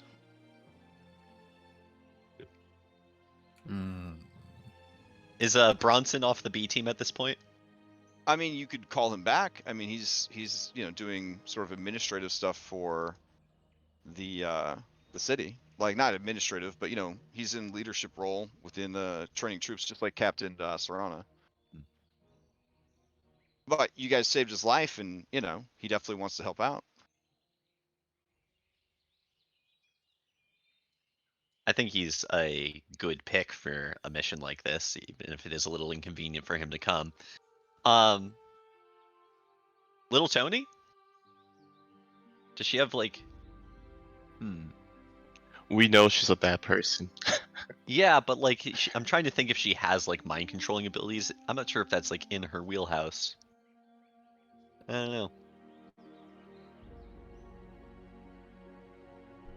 I'll let you all decide, but do remember, as a bard, I do have counter charm. Good. The best best ability ability in that has 5e. ever been made in 5e. Well, I guess I'll get rid of counterspell then. Yeah, it is an ability. That's no, true. no, no, no, no. It is Don't an get rid of ability. counterspell. Yeah, the more the better. The last time we fought her, she just fucking plane shifted away. There's no, do not get rid of counterspell. You sure? Uh, I mean, You don't Yeah. even memorize spells. You're just teasing Because them right now. the He's moment goddamn we X-Man. Come on. Our blood hunters might be useful on this, even if they are 2 people. Are you gonna strap Claude to the back of a griffin, That was or the have a plan. griffin like airlift him essentially? I If a mean- griffin is airlifting him, it would not be able to support a rider as well because he's very heavy. That's fine. Would it Claude's balance? Would it balance out between Orion being small, Claw being large? We and Claude. No. Player Okay. characters and Claude is 4 of the 8, so we should have space. Yeah. I mean, technically Barnabas and Orion can ride on the same griffin, freeing up one. So I mean, That's what I was saying. Two smalls would be a medium, but a large and a small would be past the 1 large limit. Okay. So we Alright. can get 3 people onto a griffin if it's like me, Orion, and someone else. Is what you're saying? Okay. Well, we'll just fit pair little up. Tony. We'll pair up best friends. So we'll put Barnabas and Jared on 1 griffin. Uh, And then, let's see, we'll put Guy and Layla on another griffin. So that's 2 griffins. We got Aragorn, Little Tony, and Orion on a griffin. There we go. And then we got Big Boy and Big Boy. So that's 5. You have 3 griffins left. So well, I'm gonna have to ride on my own. I ain't flying with Barnabas. Oh, Oh, damn. Okay. rude. Jared, where are you? Jared, I'm getting this one. no, come here. All right, Oh. Rayfina will ride with Barnabas. Okay. Guy is going to as he gets finished. What's the highest armor I can take? I assume if it's basic geared, scale mail is fine. Yeah, that's fine. Cool. As he finishes it up, he's like, "All right, you're gonna be in a lot of danger here, right?" Probably.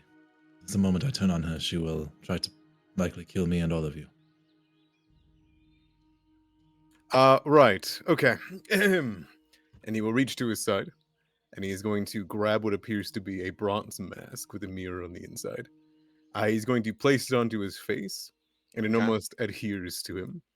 All you can see of Guy's face once this happens is the very small slit and a symbol of the sun that is embossed into the brass.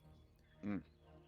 As it appears, it will slowly start to shift, and he will look up towards the morning light.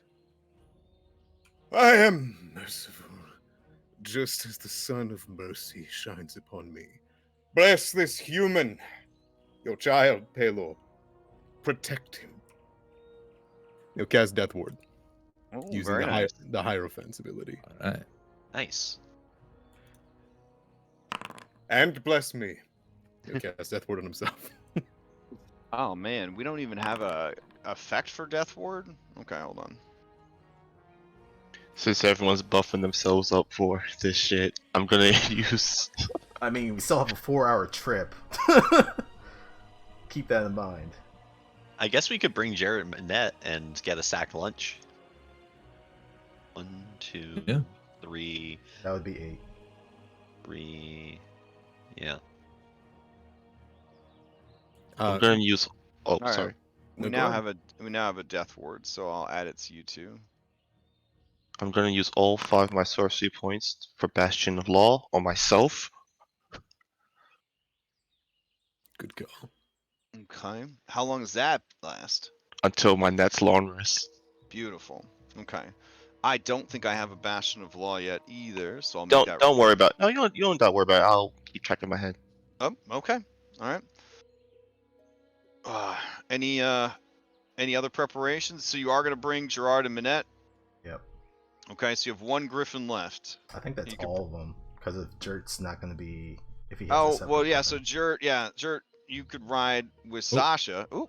Or you could ride with Guy and Layla could ride with Sasha. I think we're B teamed out anyway. Oh, really? Let's see. 1, 2, 3, 4, Yeah, we are. 5. Okay, so then Sasha does not have to go. She will stay in the city. All right. All Uh, right. Last thing is that guy is gonna take off the Hierophant mask and he's gonna put on the old man mask. And he's gonna crook Okay. his back like an old man and then let out a groan and he'll make the mask disappear on his face, just hiding it. And then he will shoot sparks in his fingers and hop on the back of the griffin. Okay. Just gonna, and just in case, self-cast jump every 59 minutes.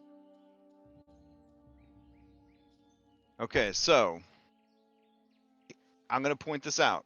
Your griffins, they got good flight speed, and at low levels, a griffin's pretty cool, right? At these mid levels, a griffin die real fast. The more griffins that die, the harder it's gonna be to get home. So, I would Yeah. advise against bringing the griffins into combat. I don't think that was our plan. Yeah. Yeah. If we- I would say that when a fight breaks out, your B team is riding on griffins to sort of keep up, and because it's dope, and then they would keep the unmounted griffins with them, essentially. If I see a griffin roll into initiative, I will fucking slaughter it. I just want you to know. All right, just letting But you. only you Just can put them in initiative. Now I'm scared. just letting no, if you these guys are technically here to help you guys. Griffins are pretty intelligent. All right, they in other editions of D&D they're pretty intelligent. Here at 5e, they do listen to the 3 dwarves that you have with you. So I mean, you could try to ride them into combat. Having a flying mount in combat is pretty useful, but I will say that anybody related to the right hand is, of course, going to focus fire at your flying mounts. Because if you have to use a flying mount, it probably means you don't have a good way of magically flying. And if you don't have a good way of magically flying, obviously that's good. If you do, you still have to spend time and resources to activate it. So it's always strategically very smart to take out flying mount. You guys would know this by now, having dealt with these people enough. All right. Let's see. This Guy, is too short of a distance to really do a fast travel. I'm just gonna roll once to see if anything interesting happens while you're traveling. okay. Guy is going to ask Layla to keep an eye out, and if Layla sees anything, he will cast Pass Without a Trace. Imagine we run into a bit 3 hats as we're flying. Don't put that in the world. Why Don't put would that you out say- why'd you there. say that? Why'd you say If we that? see something, we need to be flying low, as it is.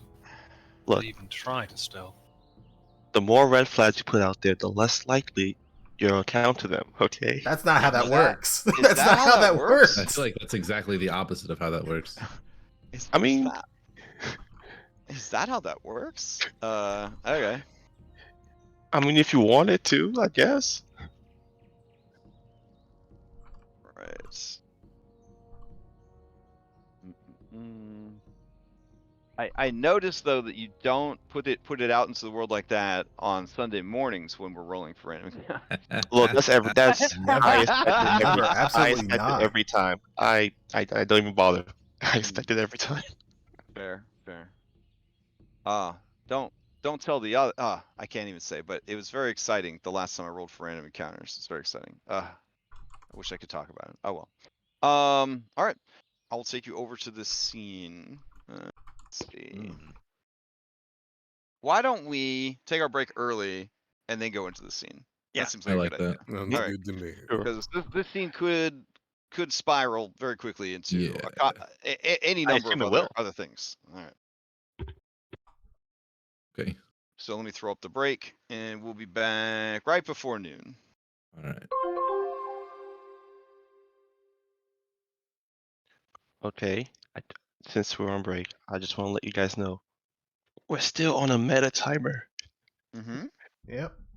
So I don't know how that will impact your decision on this, but just reminding you guys. Yeah, wrap it up Yeah. quick. Let's go. Quick trip down memory lane, and then we take her out like Lenny and Mice of Men. Wow, that's dark. Regiarix, I mean, I don't want to break, but Regiarix is essentially built into the Siege of Brindol, since you did not, successfully deal with her outside of the Siege of Brindol. So, handling her is essentially a part of what you're doing right now. So whether you're handling, like, again, this siege is we're not playing a video, we're not playing a linear video game. Like, the siege doesn't even have to happen, right? It's going to happen. It doesn't have to happen. All of the quote unquote scripted events of the siege can't happen if the actors for those scenes are not available, et cetera, et cetera. So, like, there are many paths and many decisions that you could and can and are making that are changing that. So I don't want you guys to think that, like, you have to do the Siege of Brindle.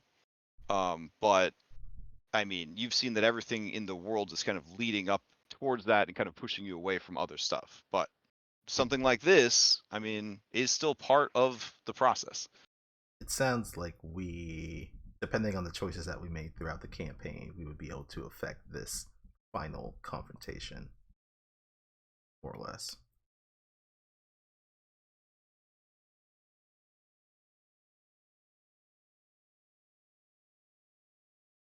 Yeah, it's always been like -1 unit to their side, +1 unit to our side kind of thing. Like, Yeah, we took Gomek from them. Yeah. tipping the scales where needed.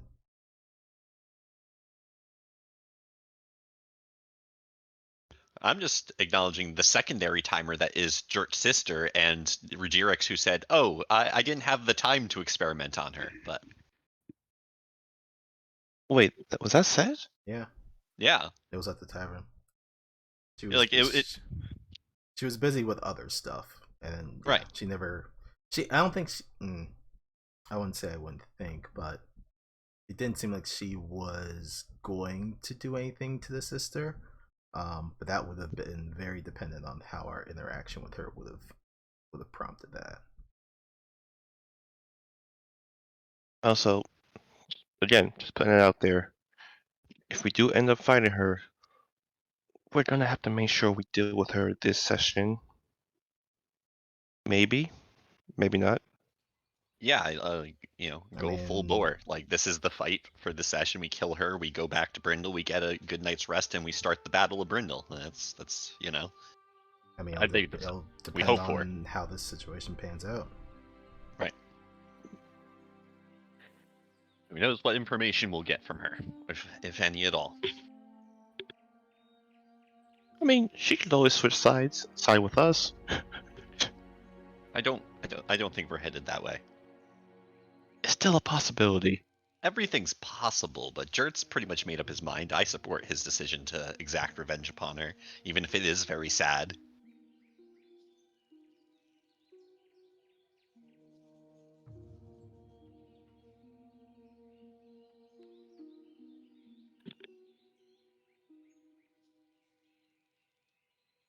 Oh god, you told her to bring Stalin with her. Oof. Yep. Yep, probably gonna have to fight him in this. It should be cool. Like, this would be like a cool way to fight her and Thamlin and not have to deal with it while we're dealing with everything else.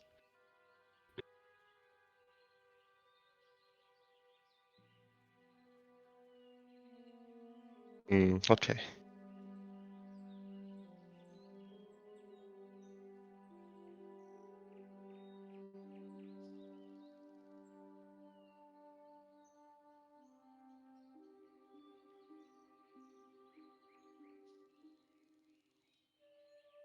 Be right back.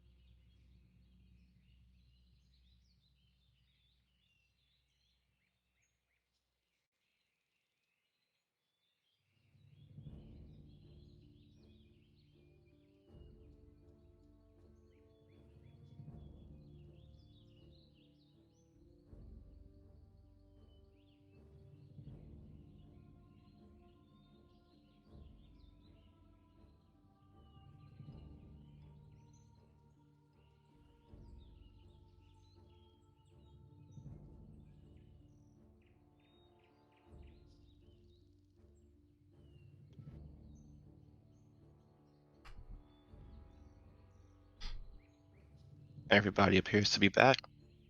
Yes.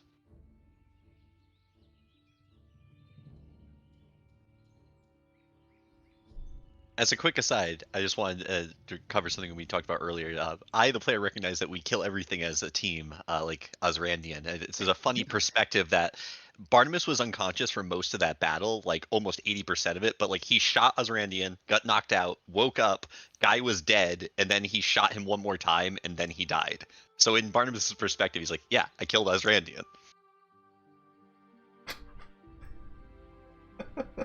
It's funny how things that's a work very out. interesting Actually, I killed Osrandian because he came down to kill me. So There it is. Hmm. It's all I see. I see. All right. Well, we are all back in time.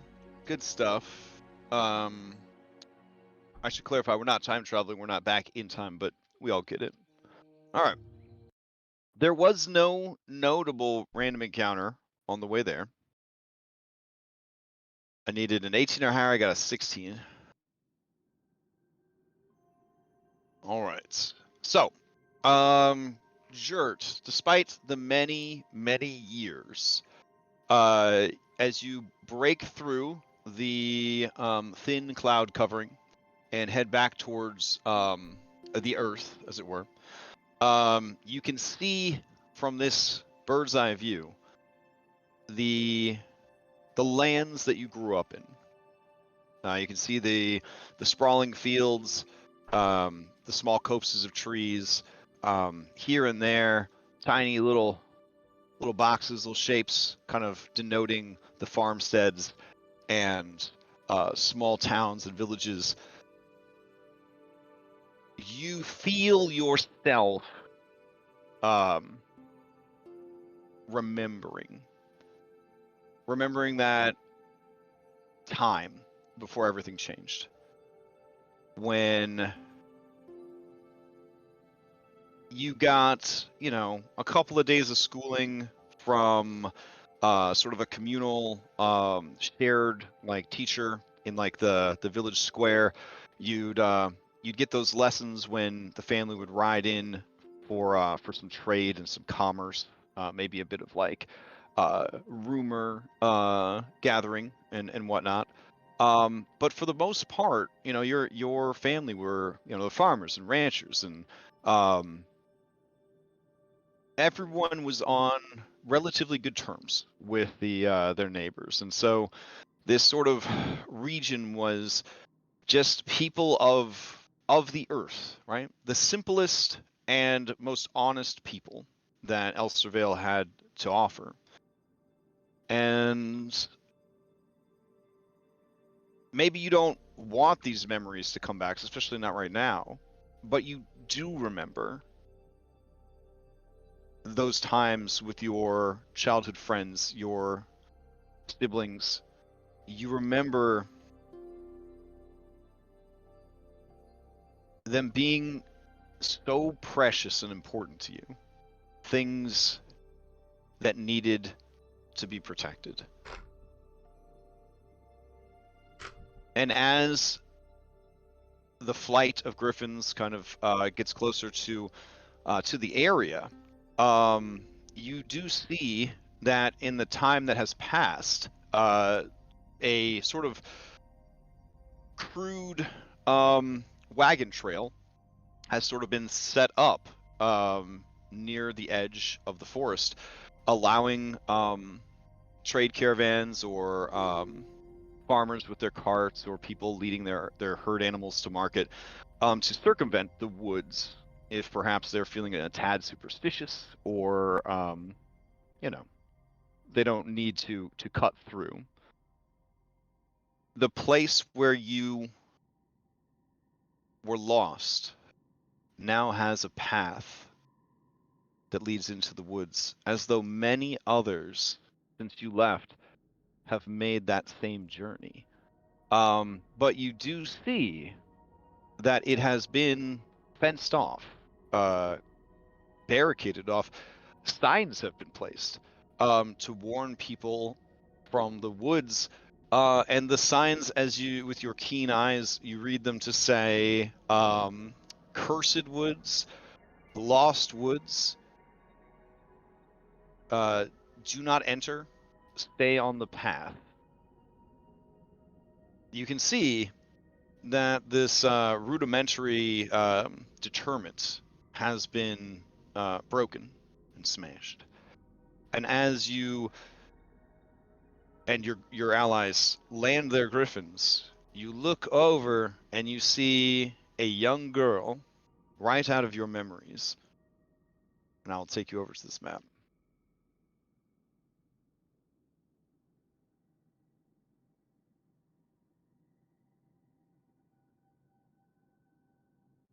You see her at the edge of the woods, and she is kneeling and staring intently at some butterflies that sort of flit about on these thorned, flowery vines that seem to creep their way out of the dark woods. And in that moment, you are that boy again who, coming home late from a village festival, walking with your friend, she spotted the most beautiful butterfly she'd ever seen and gave chase. For she had always found beauty in nature and in some of the more grotesque things in nature. She was the kind of kid that was always adopting, snakes and praying mantises and lizards and things like that, sort of obsessed with their uniqueness and their ability to sort of unnerve even the bravest of men and women, even despite their small size. And you see her there. She does not seem to be aware of you. All right. Drip slowly dismounts, taking a deep breath.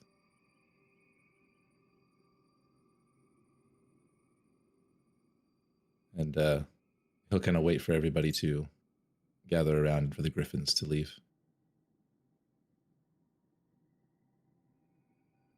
Oh, you're right. Yeah, I'm just gonna move myself here, so not anywhere close to the griffins.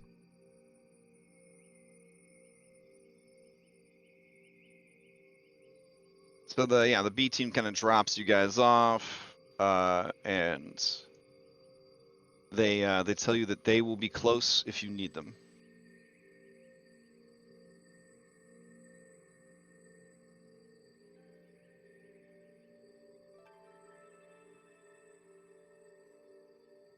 I don't want to make her think that we're outright going for any kind of offensive. So feel free to do as you will, but if you wouldn't mind, I would like to speak to her. Yeah, we'll be here. By all if you need means. us. Hey, Jared. Hmm. We support you, okay? He takes a long look, and his eyes get a little reflective, but he nods. Thank you. Just a thought away.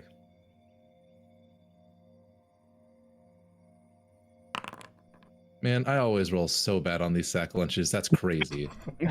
Oh, Oh, buddy. Man. Hey, if it makes you feel better, I got the same rule. Oh, hey. Let's explain it off that you have butterflies in your stomach right now. Yeah, could Yeah, be. it's one of those things like you bite into the sandwich and then like half the fillings fall on the floor. Like, just the worst feeling. Guy is going to bardically inspire Chert though with that. Hey, Okay. thanks. Is Miss that a those. convenient effect I could add for that? Hold on, let me see. Yeah, I mean, you'll roll the bardic when the time comes to rolling the bardic. Yeah. Guys This- is a D8. Okay. Remember, Jared, despite how much time has passed, despite what she's become, she was once a little girl too, trapped as you were. She was human. He also didn't have the luxury of having a teacher, someone to protect her in this strange foreign place like you did. I myself will almost, I can understand how she became what she did. I was lost in the Fey Dark once. And if I hadn't met Mela, I might have become something like her. She has your sister. In all of the weeks and months that have passed since we've met, and since we re-encountered her, I have done nothing but think about that and how to equate that with what she has become. This will not be easy, and I may rely on your aid if I fail. You're not gonna Yeah. fail. You got this. No matter what, we have your back. He winces when Barnabas says that. Over the group telephone, Aragorn will say, "No, but seriously though, what if he does fail? Like, He's not going to fail. He can hear you. oh shit! How do I turn this off? He's gonna start walking. How do I turn this off? Ah, Wait, can we turn this off, or is it just auto stuck on here? You It's can auto. volunteer to I believe, in my interpretation of it, is that you can just not think at the others in the call. So essentially, you can will keep your hear thoughts to my yourself. every But it's kind of like a thought. Discord call where you can mute yourself, but you can't talk to individual people within the call. Like Right, it's like you're yeah. Oh, There's- okay. There's no private messaging. There's no cutting someone out. All talking reaches all five of it's you. all or nothing. All right. This is all new to Aragorn. Just know that, but okay. Alright. Just as Jert is kind of walking up, Orion's just gonna make a perception check just to scan the area, just to see Sure. if there's anything that's around. Because I know that she said that she didn't trust us, and I don't trust her. it's a very good call. Okay. Guess Claude will give me advantage on this because he has keen senses. All right. As the two of you are scanning the woods, and also Layla's passive, the three of you very much believe that the testaments of these signs are quite true. This is definitely a cursed place. You can feel that this is a thin place. This is a place where the Prime, the Feywild, and the Shadowfell all sort of like bleed into each other. And you can even see amongst the growth of the trees unusual fungal growths as well. Some very similar to what you saw in the Thorn Wastes. Well, Ryzen wasn't there for that trip, so this is new to him. But yeah, I guess the others this would be. It definitely has an ominous vibe to it, but as far as obvious additional creatures, you don't see any at this time. Okay, cool. All right. Jerk. As you approach the young girl, how old were you guys when you went missing? Like 8. Yeah, like 8, 7 or 8 years old. Mhm. Okay. She is ever so quiet, just sort of watching the butterflies, and she holds out a hand, and one of them sort of flits over and lands on her hand, and she lets out a just delighted laugh. But her laughter does startle the creature, and it flies, and the others fly deeper into the woods. And in that moment, it all is just playing out again. But this time she doesn't chase them. She stands and watches them fly away. And then she turns to face you. And she says, you came. You really came. Yes. I thought this, guys, would be appropriate since this is where you wanted to meet.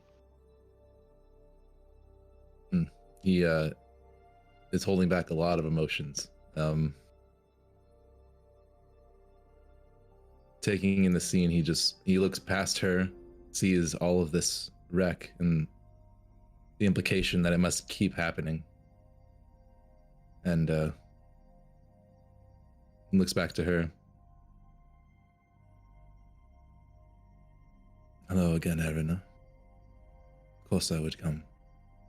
You have things that I need, and you and I haven't spoken in some time. I was hoping to speak to you after you sent us on that task, but then you were gone. I was called away, and you took too long. I try to march them as fast as I can. They are slow. Like a turtle, they can have bursts of speed, and they're certainly very tough. But ponderous. Did you know a turtle's shell is a part of its body? It's not its armor. I did not. I Where did found you that learn out. that? I found that out the hard way. Oh, I thought they would look very silly without its shell, but they die. grimaces.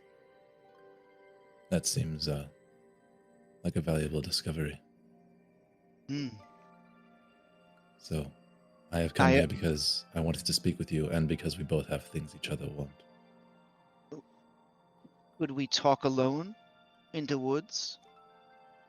You and I both know why we can't walk through there. It's different now. I've studied the paths, the ley lines, the thin places. I'll keep you safe. I won't let you get lost like before. I didn't want you to get lost before. I didn't want to get lost either. You were always faster than me. I couldn't catch you when you ran off. When I looked around, you weren't there. I tried to make it back, but there were shadows everywhere. You know I didn't mean for this to happen.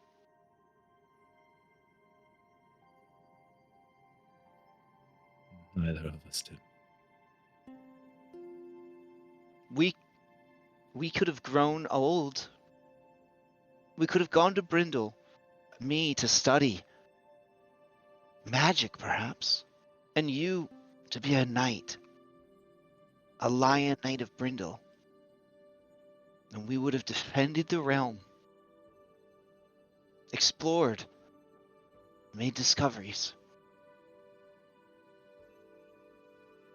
And I guess in a way we sort of did.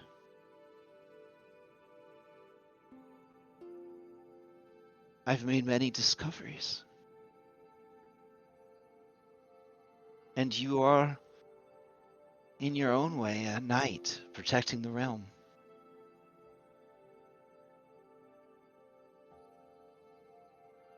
Do I have to protect it from you?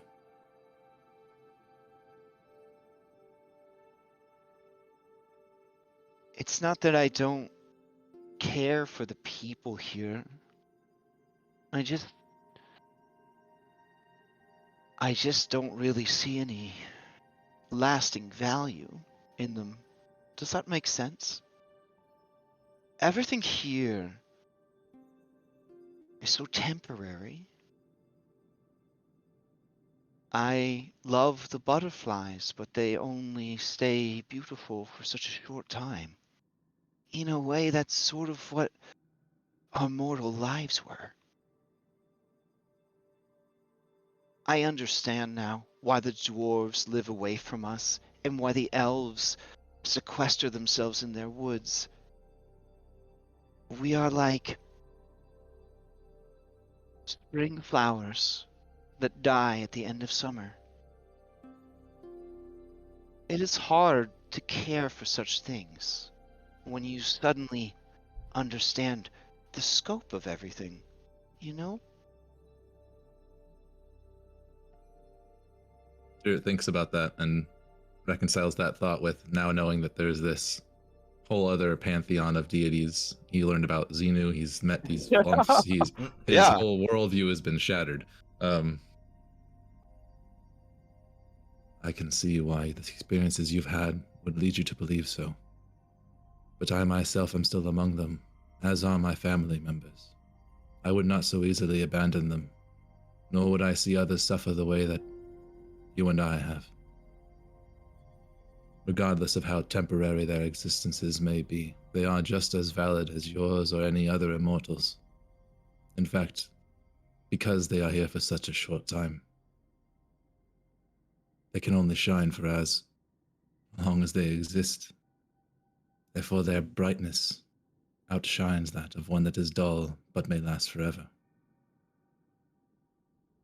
That is a very fair point. But where do you draw the line, Chert? And she kind of motions, and you see that at the edge of the wood, there is a bird.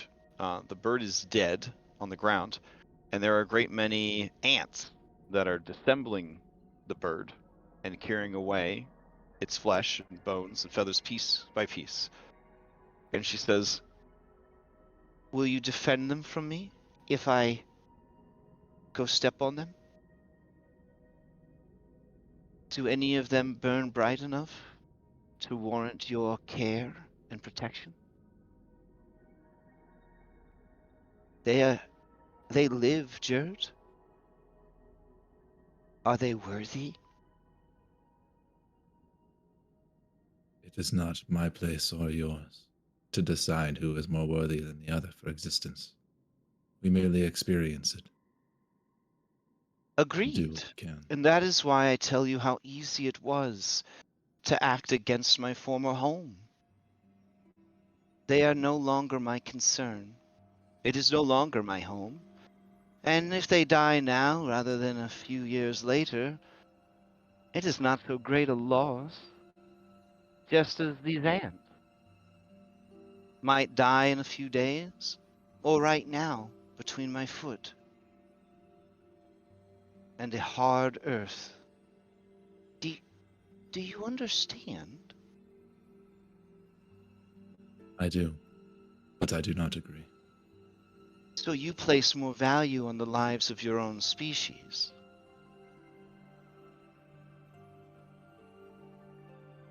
I don't know how you come to that conclusion, when my goal is simply to protect everyone that I can, and the biggest threat right now But not is these the people ants. you're working for.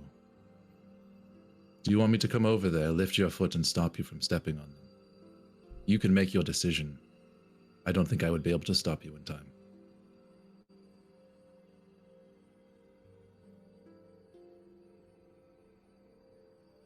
I simply want to understand where you draw the line, what you think matters. I try to find meaning in my work. I try to find meaning in life. I try to find meaning in darkness. I just don't know where you draw your meaning from. You say that things matter, but I don't know what they are.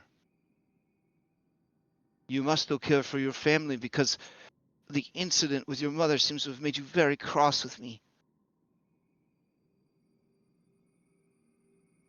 Yes, those close to me, whom But I is she derive still some meaning in close? my life. You were gone for so long. They moved on. As they should. He smiles. Why do you think I never truly asked any of my party members to go? Months passed. Everyone had their own issues to deal with. We went across the entire region, but I never once asked for us to go see them. It For is that probably exact for the reason. best. Wherever you go, chaos follows. You would have only brought that chaos to their doorstep. So as much as I cared for them, I made that decision. And as much as I care for the girl that I lost in that forest, I must also make the decision and understand where you're coming from so that I know whether or not I have to stop you. Hmm. And I don't want to. I don't want this to devolve into a fight between us. There's still things that you need and want and things that I want. Exactly. And Where even are in they? death, I would never tell you the answer to that question. So Where are violence will they? get you nothing from me. They are safe. And by they, I assume you mean the soldier and your sister. Nuts. The soldier is promised to my employer. He will be deployed in the attack against Brindol. It is hoped that it will be debilitating to the morale of all who witness him. And he has also been greatly enhanced to take his naturally defiant and indomitable nature to extremes. Your sister I have promised to keep safe and continue to do so. I have not touched her, except to restrain her. I'm gonna She is, roll an insight check. she is fed and watered. Oh yeah, go ahead and give me an insight check. And now that we've been talking for a while, I'm also gonna Yeah. use. You get the feeling that when she said restrain her, your sister tried to escape.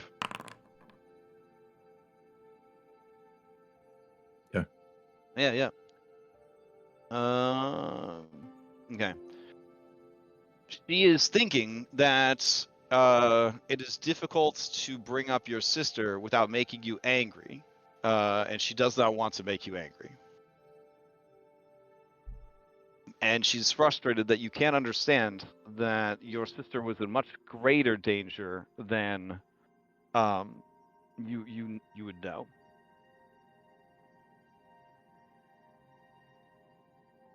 Is kind of the vibe you're picking up.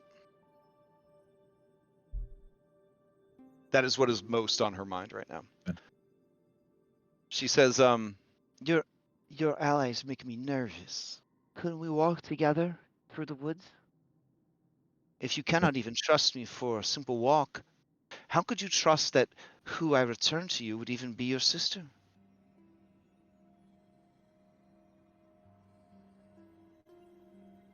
Just you and I then. Okay. She extends her hand to you. Fuck. In your mind, you would hear, "Are you good?" And back in the mental chat room, she wants me to go with her into the forest. She doesn't trust you. That's fair. Do what you Come have up to. with a. Do what you have to do. Don't go far from us, Sturt. I have Watch a the sky feeling above the she's tree going to line. lead I'll you send a into the signal. Feywild. That's what I'm afraid of as well. I will send a signal into the sky before I fight or if anything happens. Good luck. And he'll take her hand. Okay. All right. Well, let's see. Yeah, she starts to kind of walk with you into the woods, and she says, If only they had had this when we were younger. I think maybe it would have given me pause. It needs upkeep. There should still be people here stopping others from being lost. I wonder how many have fallen through the cracks, lost forever.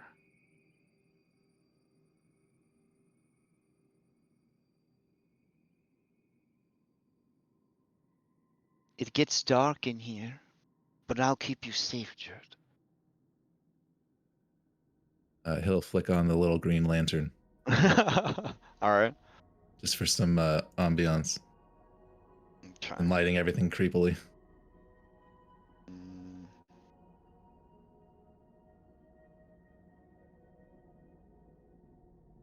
Okay. So yeah, you kind of kick on the light as you continue to walk through the woods with her. You guys watch as he slowly and steadily is kind of fading from view, as the almost supernatural shadows of the woods seem to be kind of concealing and obscuring the two of them.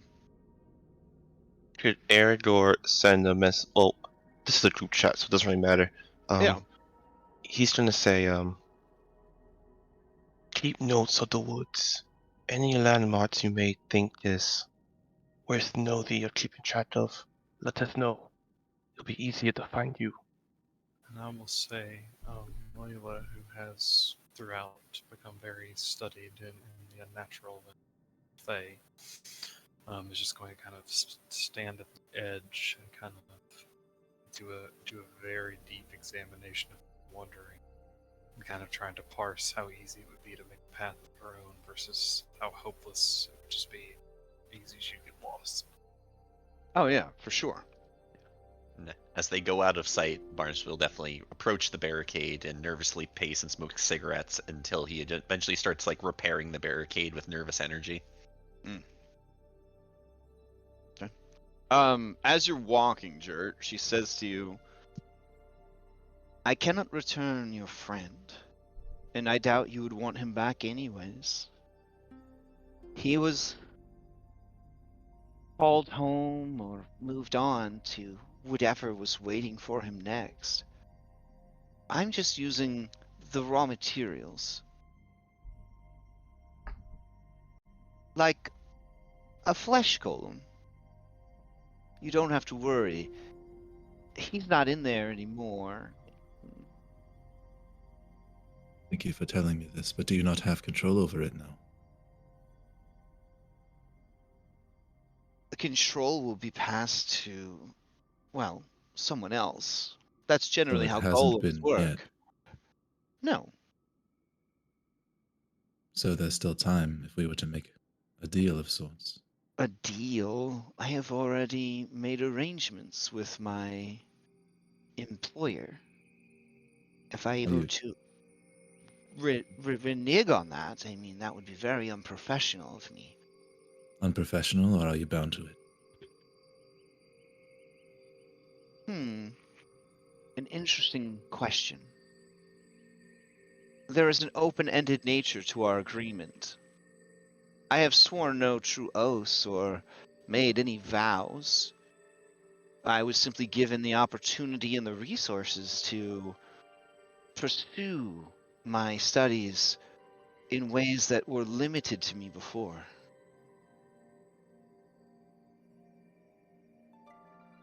If you feel your sister would be safer away from me, I suppose I can make those arrangements. Why do you think that she is in more danger if she is to be released? Because as our Cool, the leader of the Red Hand, he is a very powerful cleric. He has scryed all of you, and Legend Lord you as well. He knows all about you and your lives.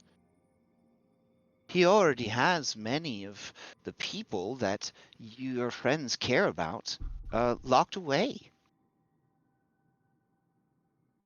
Do you know I'm where? surprised that didn't occur to you.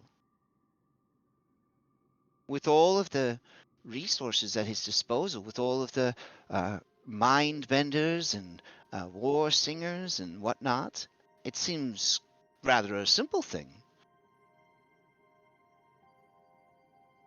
Magic has never been my strong suit, and we've always been busier with other tasks. We've never had really a moment of downtime since we started our journey.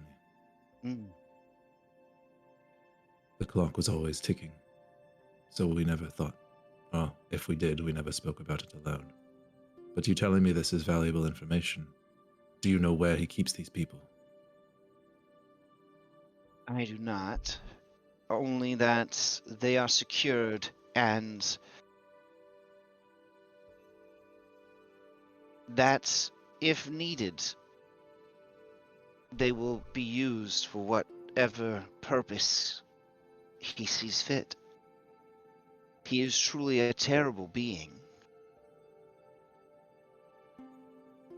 Not as terrible as the creature that he serves, the Sanguine King, or the beings that they have allied themselves with, those mind flayers of old. I should say that I am happy that my time with them comes to a close. I will take my tidy fortune and leave once the soldier is delivered. This invitation was irresistible because I suppose this is goodbye. You think they'll just let you leave after everything you know and have done for them? It's too late now to stop what has happened. But it's not too late for them to turn on you when you try to leave. But why turn on an ally that you no longer need when perhaps in the future you might need them again? We are not leaving on bad terms. But He's a powerful cleric. He doesn't need you alive to use you in the future. You should know this very well. I have given thought to that, foreseeing your ally's master bound as he is into service, a great humiliation to such a once mighty beast and defender, laid low and bound into service.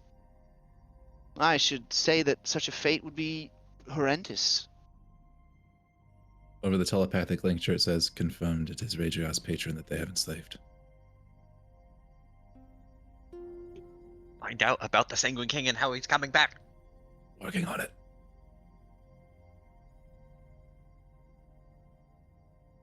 So if your deal's already made and you're saying goodbye, is there nothing I can do to convince you to stay and help us fight against those that you formerly allied yourself with? Because if they succeed, not only will this place be gone, but I will as well. And any chance we ever had of staying together or any kind of future will be wiped from existence along with the veil. Oh, damn. Okay. So, I don't know if this is a deception or an earnest statement. So give me either a... He is telling the truth because any kind of future, whether it's as an ally or an enemy, is going to be gone if she leaves and this place falls. She will likely never see him again. All right, give me a persuasion. Okay. You have my vote for a fan spell. Yeah, fanspo. Fanspo it. All right, I'll use a fan spell. And it's been more than 10 minutes, so I don't think I can use the bardic anymore.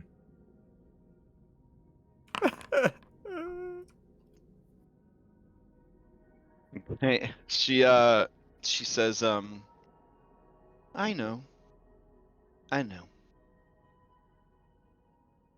But I think that you've always been the sort of person that was never going to last.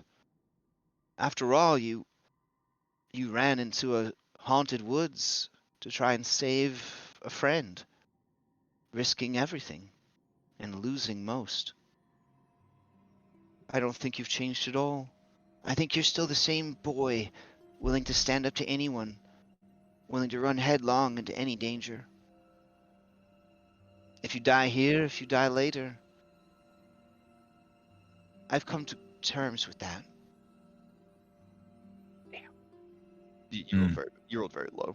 Very, very low. Well, yeah, I mean... Yeah. No, I got you. She says, where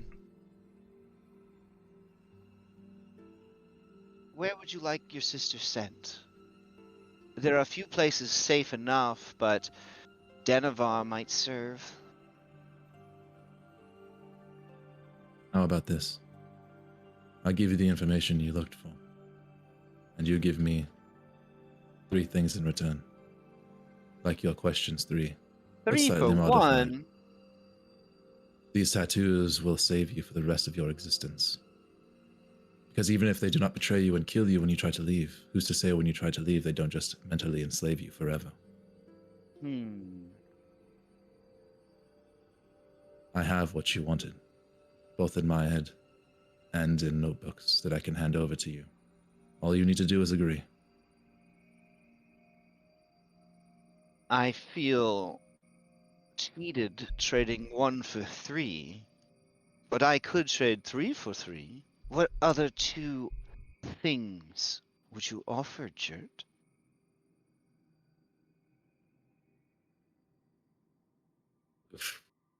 Okay. If you don't know, I have some ideas. We can start with your list then. She smiles and says, Well, the hour grows late, but from now till midnight, you'll play with me like we used to do.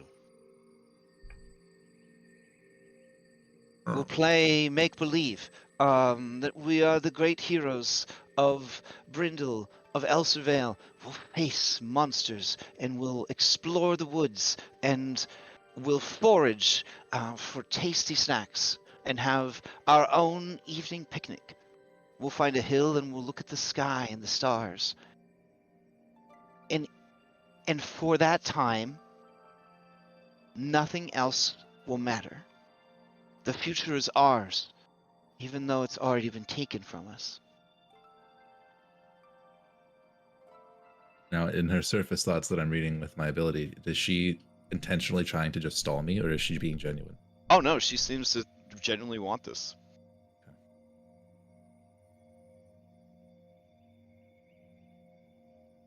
And in return for this, he thinks real hard about what order to ask this in. And he goes through his head about every time they had the chance to go do something about his family or anybody who was left behind, knowing that there are multiple band-ins from like session 2 and that nobody ever going. He remembers the time Barnabas just recently went against what everybody else had said. And he says, in return for that, could you promise to release my sister after the war is over, in safety? She nods. And she says, So you offer me the schematics of the tattoo, an evening of friendship, and the answer to one question. And what 3 things would you ask of me in return? The first being what I just asked of you. Your sister's safety, of course.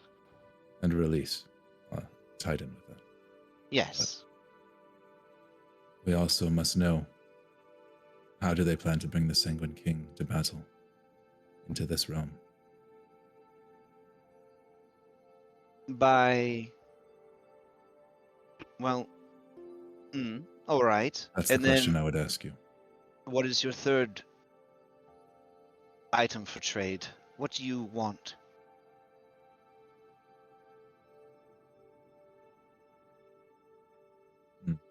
Your sister's safety, the answer to that question, and... Yeah. The other thing, so Meta, the other thing was Thanlin, but now we know that that's not an option anymore. I mean, it is. if like Yeah, okay. Carsifona wants to play like a revenant ass golem dude, I mean that's entirely up to him. We'll say okay. The third. But would be you should because- probably check with him, you know. Yeah, like, do you, yeah. I mean, well, even if he doesn't, if we brought him back, could we just like he could just be like a unit too if he didn't want to? Right? Oh, sure, yeah, he would help in the war, I guess, but yeah. The third would be that since you still have control of him, we would ask that either you and him, or you simply use your control to send Thanlin to aid us in fighting the Red Hand. she looks sad when you say that. She says, I cannot give freely what belongs to another. If you were to take him from me by force, then it would be yours, but I could never just give it to you.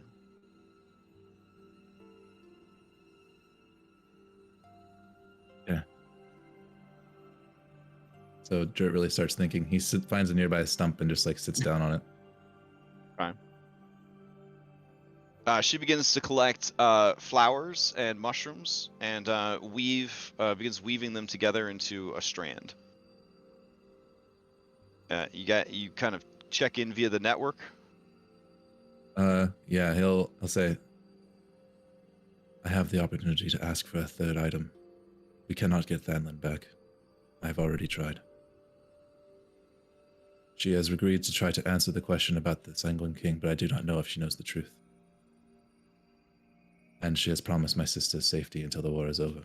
Well, she will be released. And what do you have to do in return? The tattoos, but was there anything else? Yes. I have to answer a question of hers.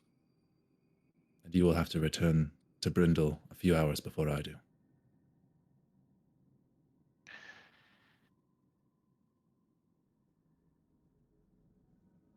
Out of character, names have power over fate, right? The whole. Your names, yeah. Yeah, it's mileage may vary, but yeah. Because I meta have a thing he can. If we don't have any good ideas, I have something Jurt can ask her that's not at all related to like the war or anything. But if we have something that's valuable that you guys have been worried or wanting, let me know. I feel pretty good about what we have so far. Does anyone have anything? Part of the Sanguine King question involves the location, right? I mean, she could That would just include like say, how are they bringing it about, right? And so far she's answered questions without me needing to give her anything, so I don't think Yeah, I mean, she would hide if she knew the truth. Evil genie. How and where are two different things. That's what I'm worried about. Yeah. But yeah, again, mileage may vary. Yeah, and so far she's been very forthcoming with a lot of information without me offering anything. So I don't think there's like if she knows anything about that, which it's possible she doesn't, then I think she'll share the information we need.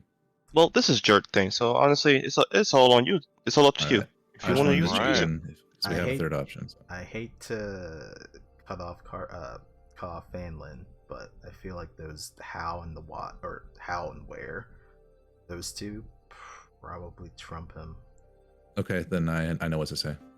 Okay. In return for my answering your question, you will answer one of mine. Okay. Yeah. She approaches you and goes to put a necklace of woven thorns and flowers and mushrooms around your neck. It's pretty, thank you. Okay. Are you gonna communicate to us this is happening? It's definitely filmed in a very ominous way, right? Like the camera's like real close on her childish hands, holding the necklace, and then it's real slow as it like slides over your head, the thorns catching your hair a little bit.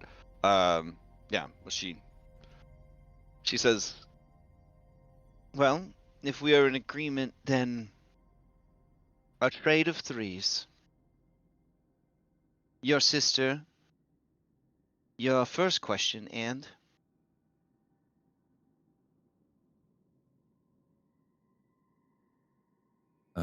another question. It's two questions for me. Okay.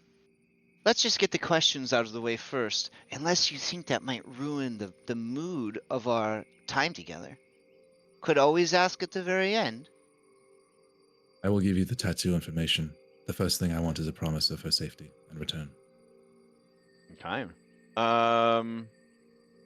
Yeah. So she takes one of the thorns from her own necklace, and she slices from the webbing between her two middle fingers all the way down to her wrist, and you see sort of a very dark red, almost purplish sort of fluid kind of bubble up from the wound.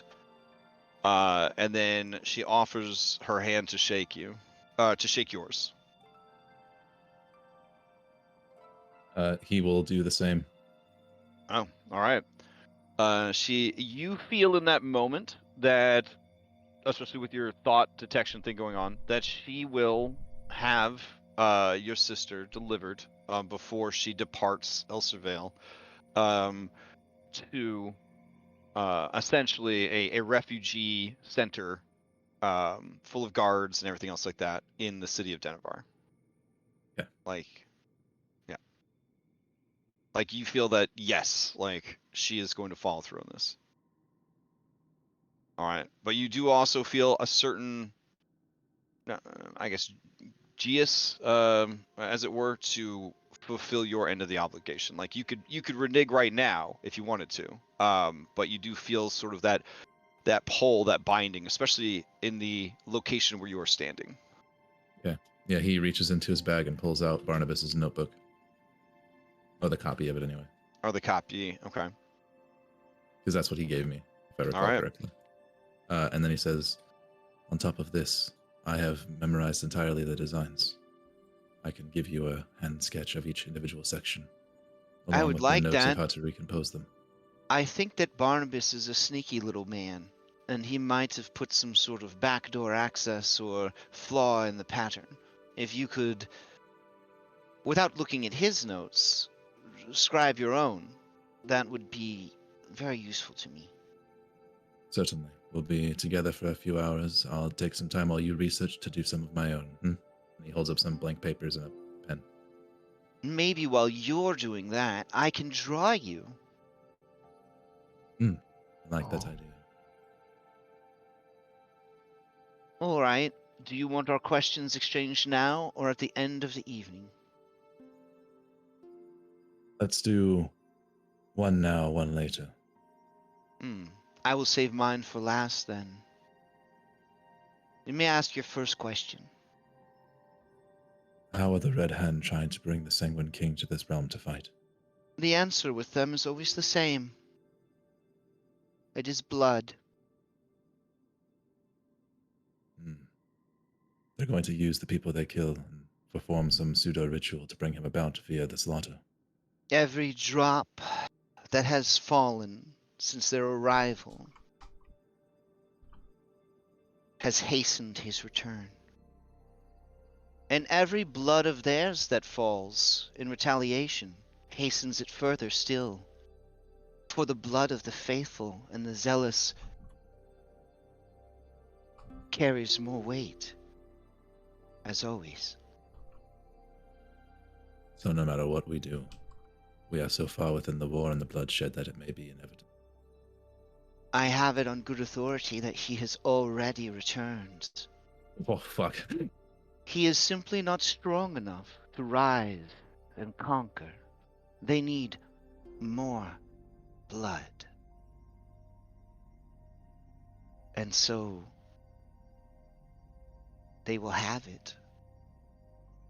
I don't know if all of those who serve in the Red Hand know, but I think many do, and take pride knowing that in death they serve a greater purpose. Surely throughout history there have been many religious orders and zealots and armies that have made similar promises, that in death you find a greatness you could never achieve in life. But here, the promises ring true.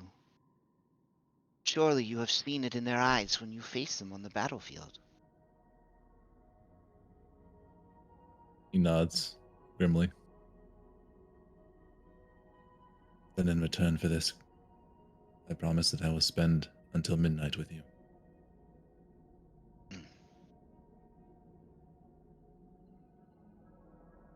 And then he says, before they get into anything else, because they were saving their last questions for later, I don't suppose you know where he's being hidden. They likely move him around.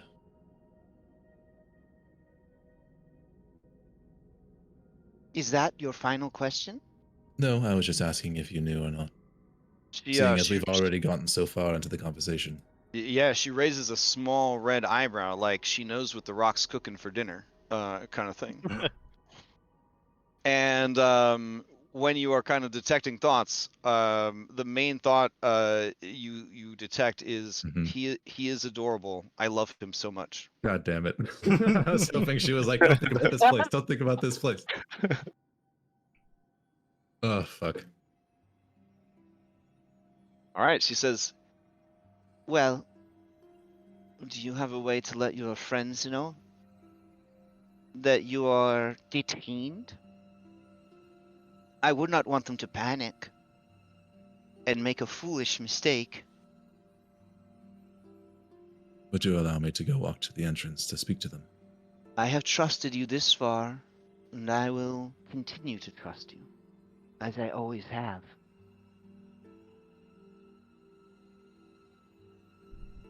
And he turns around and starts to walk towards the front. Does she follow, or is she remaining here? she follows, but far behind. Okay.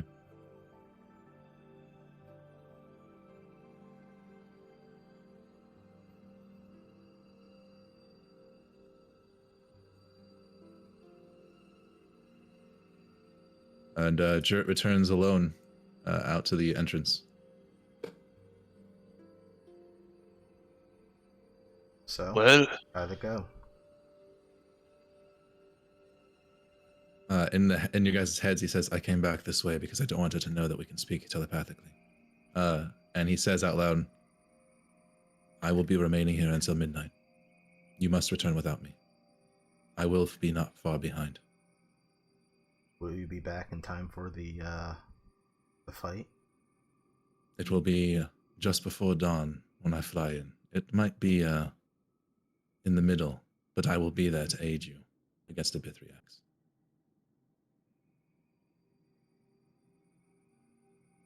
There's more, though. The Sanguine King is already here. Oh. He is What's the simply too twist? weak to fight. And the blood that is shed within the veil not only brought him about, but will inevitably lead to him growing in strength. There is nothing we can do if we choose to fight back. And she would not tell me where he is, even if she did know. So this is a lose-lose situation. If we don't fight, we all get slaughtered. If we do fight and survive, but we're still spilling blood anyway, that just gives him a power-up. true, Correct. but So we fight to Bithriax, and then we go as fast as we can for their head cleric, Yeah. Azarkul, and the Sanguine King, who would likely not be far from each other. that makes sense. Yes. If we try to fight before we take care of the king, and the Battle of Brindol happens, we've already lost. We'll have to rely on them being able to hold them off long enough until we can kill Azarkul and the Sanguine King. Don't forget Regiarix patron, who's probably also around.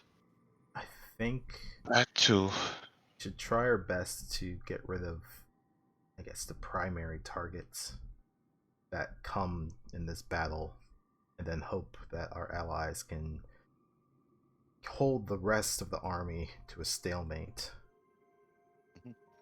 And until we go, reach our objective. Non-lethal damage. Let's not kill anyone we don't need to. I don't think the soldiers of Brindol will follow that. Probably not. That's going to be very hard to pull off. That's mostly just for core group. There's just a bunch of KO symbols on their entire army with little stars Yeah. floating above. And Wait, they're won't they like, whip- they're like, no, this isn't how it was supposed to be. You guys fucking show up with Nerf bats, just like beating them with like foam core Wait. weapons. Won't they wake back up in like less than 4 hours though? Yeah. That's a problem, guys. Does anyone Need a have lot sleep of spell on shackles. them? Does anyone have sleep? Yeah, right. I The don't one know, time. I'm looking at you spellcasters. What you got? Shit. I guess Orion will just be like to Jert. Do you think you can trust everything that she's saying? For the most part, I think I can trust her to tell me most of the truth. She and I have history, and if this is the last time she and I will be seeing each other, I don't see why either of us would lie to each other. And he says that loud enough while looking over his shoulder to try to pass that over. The thing that gives me great worry is that we know that they took half the town of Drellin's Ferry as slaves, and God only knows how many more they've gathered on their way to Brindol. Drellin's Ferry was 500 people alone. It's going to be a lot of blood that they're going to have available to them. Well, not to mention all the smaller issues, the little forest fires that they set, essentially. Yeah, right. One Yes. large fire is much easier to deal with, like one large centralized fire, than so many small fires. And that was their whole strategy going into this, right? Is to keep the defenders kind of locked into their own issues, unable to unite. Yeah, the entire Or truth, southeastern. too, is if they're using this as their summoning ritual, no doubt we will also have to be faced with most of the slaves being used as human shields. I think that they're they just are not sacrificed, and they make it to the walls unimpeded.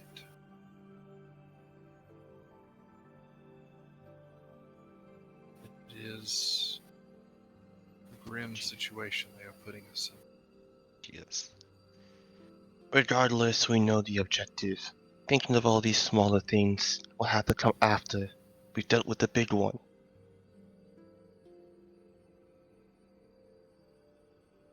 We knew there'll be blood will be shed no matter what decision we come across or make.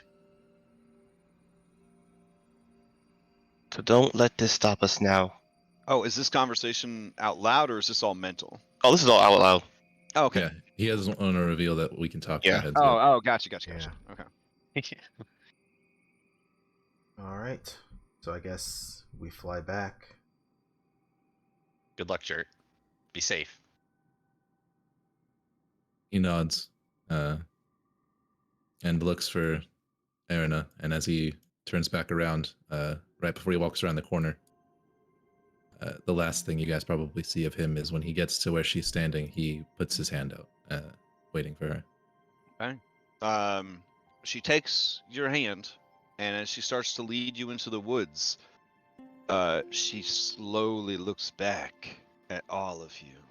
Oh my god. Like Yes. that meme with the little girl in the That fire. that burns down the building. Yeah. It has that energy for sure. Oh god. Oh no. god. How long does Death Ward last? 8 hours. Probably Guy another, smiles and another, waves. another 4 hours. Oh shit. Death Ward, also known as half-orc appropriation. Yes. Yeah, what can I say? There were no orcs in the war, so. Man, spellcasters taste everything. Also, I don't know if you guys want to waste the spell slots or not, but when you get back to Brindle, that at that moment you will lose contact with Jert. Ah shit, you're right. Mm-hmm. And the Death Ward will go away. Oh my god. Yeah, it's a leap of faith. Orion trusts your decision. Well, that's also the exact moment he gets to leave too, so it'll be interesting. We'll see. You didn't say anything about your sister, right? He did say over the mental link that she had promised to keep her safe and release her in return for things. He said everything that he was offering and everything she was getting. Gotcha. Guy would say over the mental network while you're walking away that he will have someone in Denver look out for Abandon. When Thank it's all you. said and done. I will see you again soon for the battle.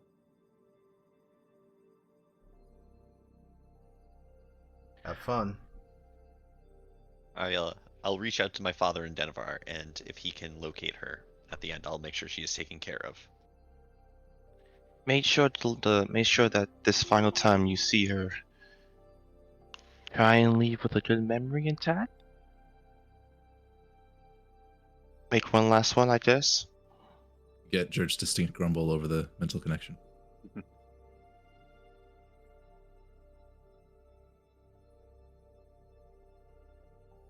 It just occurred to me.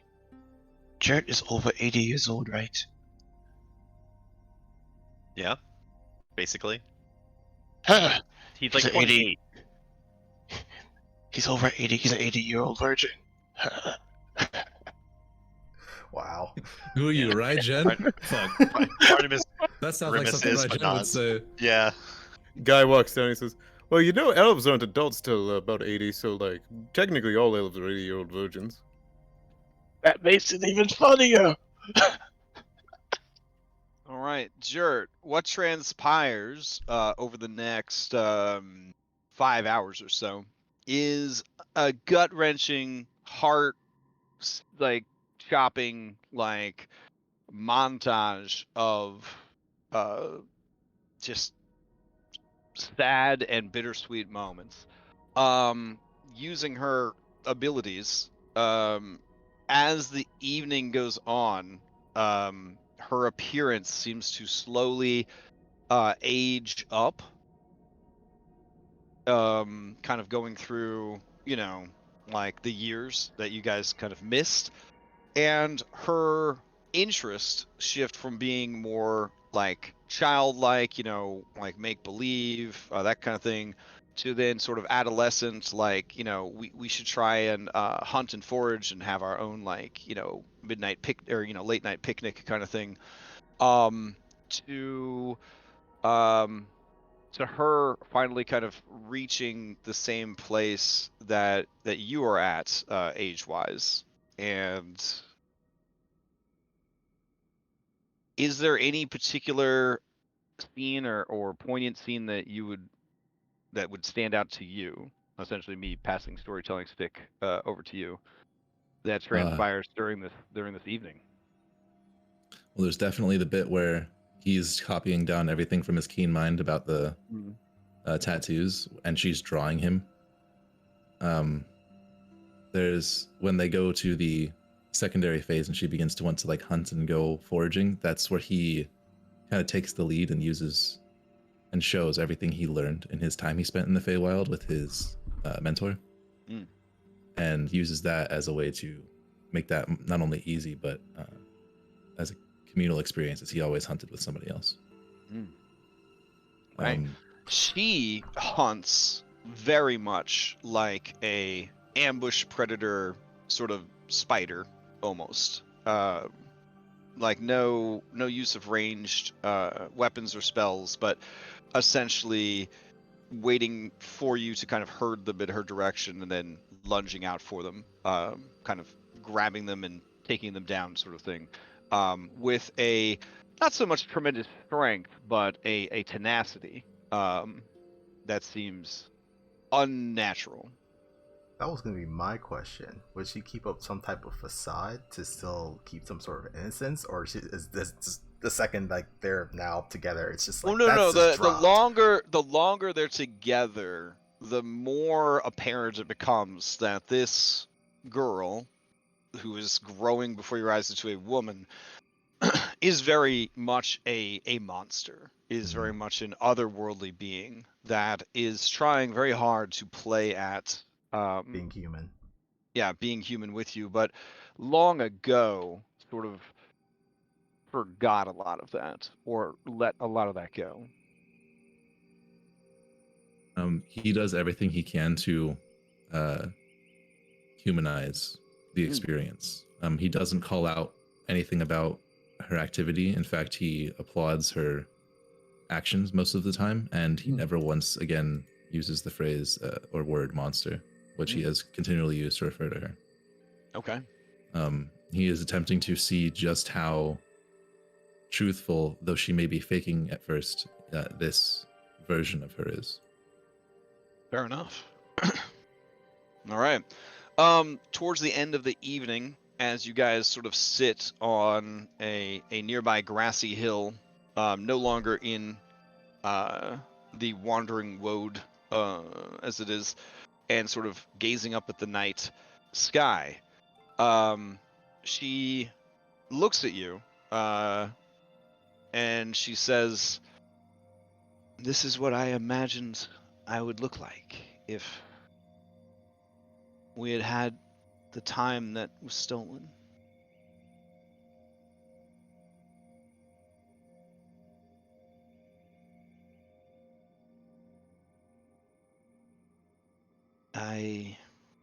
He just smiles and looks like he's struggling for words, but he's just caught staring.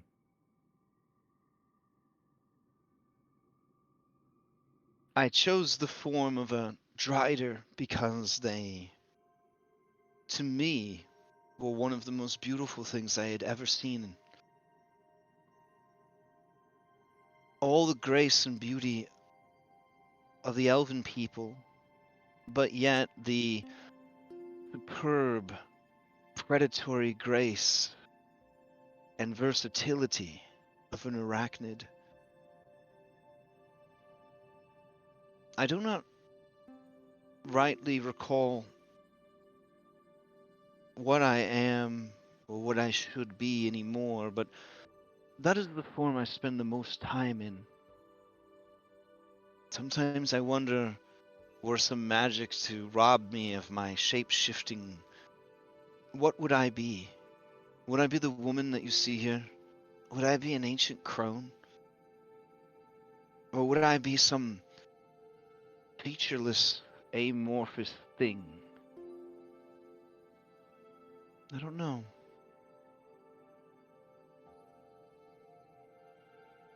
The way I see it, you have the power to choose which you want to be. It's not about what you should be or who you thought you should be. It's more of what you want for yourself. And after this evening we've spent together, it seems to me like you're a little bit torn between two things.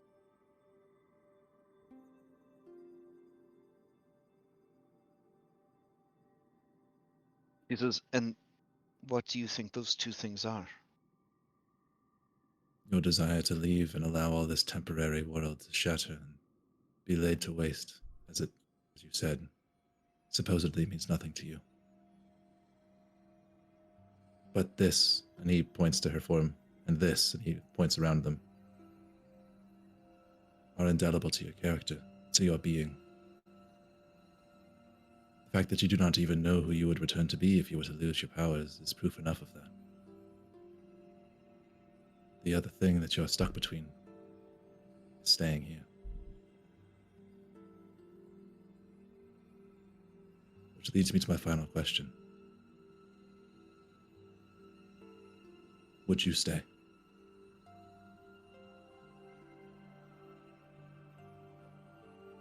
Oh wow. So you ask her that, and then she just sort of like stops moving, like perfectly still, like a spider that knows there's a bird nearby and does not want to be snatched from its web. And she says, I will give you the opportunity to ask a different question, but I will answer if that is the question to which you truly seek an answer.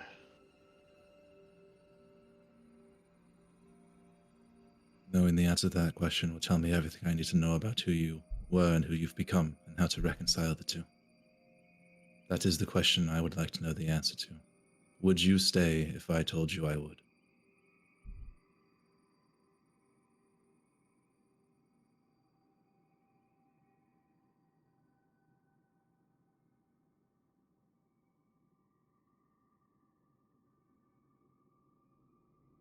May I ask my question before you receive the answer to yours? And before Yes. our pact is ended and the exchange of 3 is complete. He holds his hand out again, the one that they cut earlier. okay. She tentatively reaches out and takes it. Yes. You may ask She your question. says, Stuart Bandon,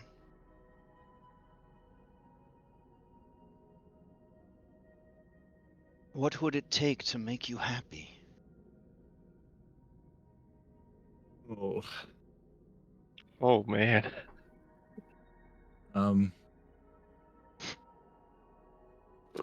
Y'all motherfuckers cut onions over here. Yeah, this is a hard Uh, question. He thinks about it and how miserable almost every experience has been when they've gotten into combat, when they've had to discover more things, when they've lost and lost and lost everything along the way. And then he thinks about the 4 hours he just spent and how genuine the two of them were both attempting and perhaps succeeding at being. He thinks about, even before then, all of the bits of time when they were traveling with the claws themselves and all of the interactions they had, the jokes about Layla being a seer, the joke just recently from Guy about us all seeing a ghost. And even despite the disagreements he's had with Barnabas, he remembers the heroic moment Barnabas had when he died to help that bomb go off. And he says,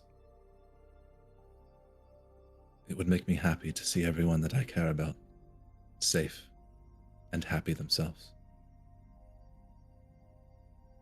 And that includes you. Because I know now what you have been through and what you have lost.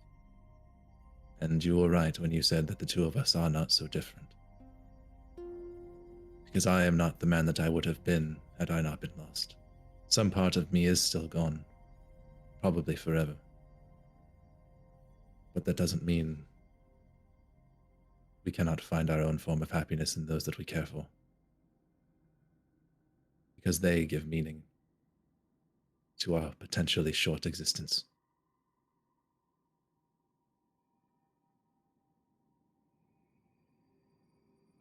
She squeezes your hand tightly, and your hand itches a bit. It's the kind of feeling from like a chemical burn or like a contact poison. But you feel no ill effects. You don't have to make like a saving throw. But it's like that sort of like skin irritation sort of thing. And she holds your hand and just holds onto it so tight. And she says, well, if it would make you happy.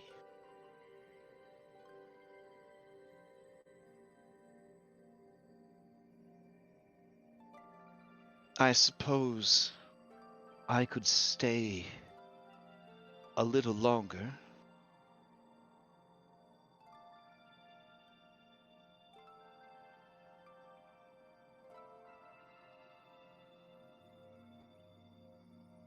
When this is all over,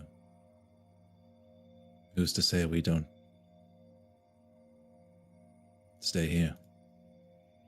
I'm worried that other people are getting lost. And he picks up a part of the grass and soil beneath him.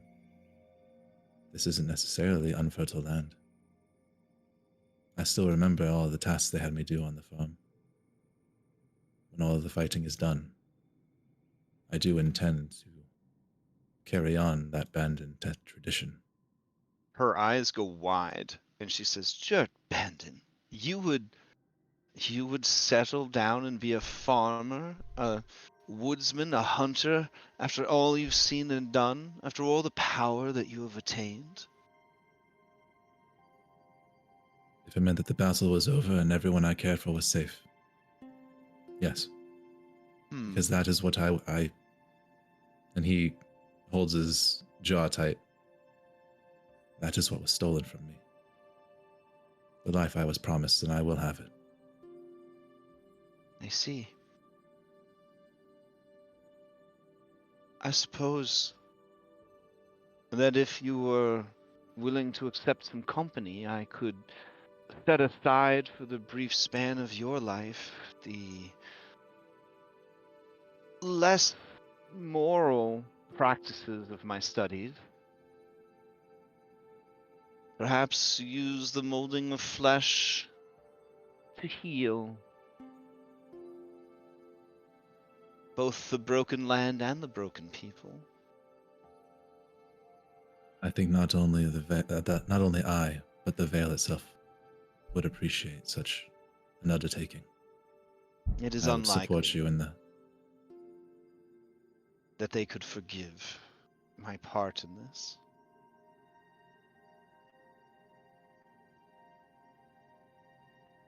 They need not know everything that you have done.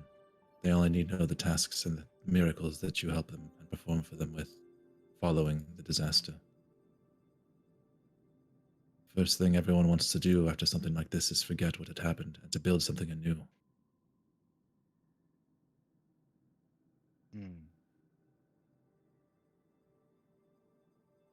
Just as I will be building something here. And he looks around, kind of just to flat ground. Would you be opposed, hear me out, to creating some of our own sort of monsters to sort of really scare people from going into the woods? Just nothing too lethal, but definitely something scary enough that nobody would ever want to go past the signs. As long as we can work together and I can provide some oversight to ensure safety, and that, yes, I don't see why we couldn't do something to aid in this, because clearly... I have some schematics I've been working on. From the third age of magic, there was a hunting cat that could pull its entire face off. I've had some success with house cats. I think we could really do something with that. Being a man who can't fear the repercussions of that, he says that could be interesting.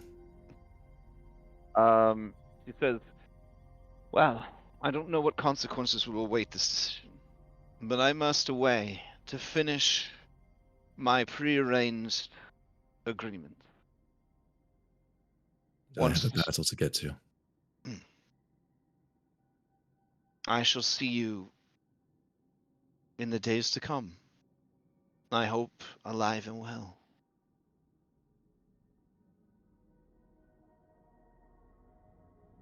I will see you soon.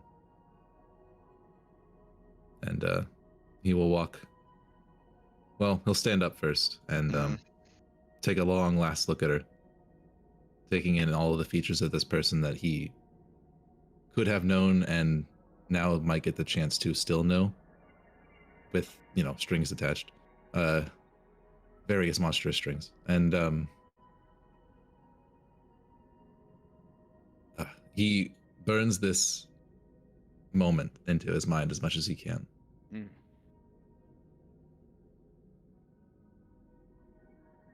He smiles, and instead of saying goodbye, he leaves it, I will see you soon, and adjusts his gear, his weapons, and walks towards the griffin.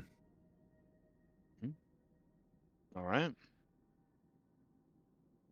When you turn back, you see that she is gone. Okay. And you guys away back to Brindol. This is your bad story. What the fuck was Guy's bad story then? Damn. We gotta do some travel over to Elsir Cross. I know, right? Just like it's too late for he who shall not be named. All right, so I'll take you guys back to your roleplay page. You guys have several hours back in Brindle before Jert arrives. At this point, you would all have done a full day's travel. I don't want to throw shade, but the travel back to Brindle without Jert was pretty relaxing. There wasn't anybody giving you guys stern looks, making you travel extra fast, subtly complaining at your slow pace, forcing you to pick up the speed.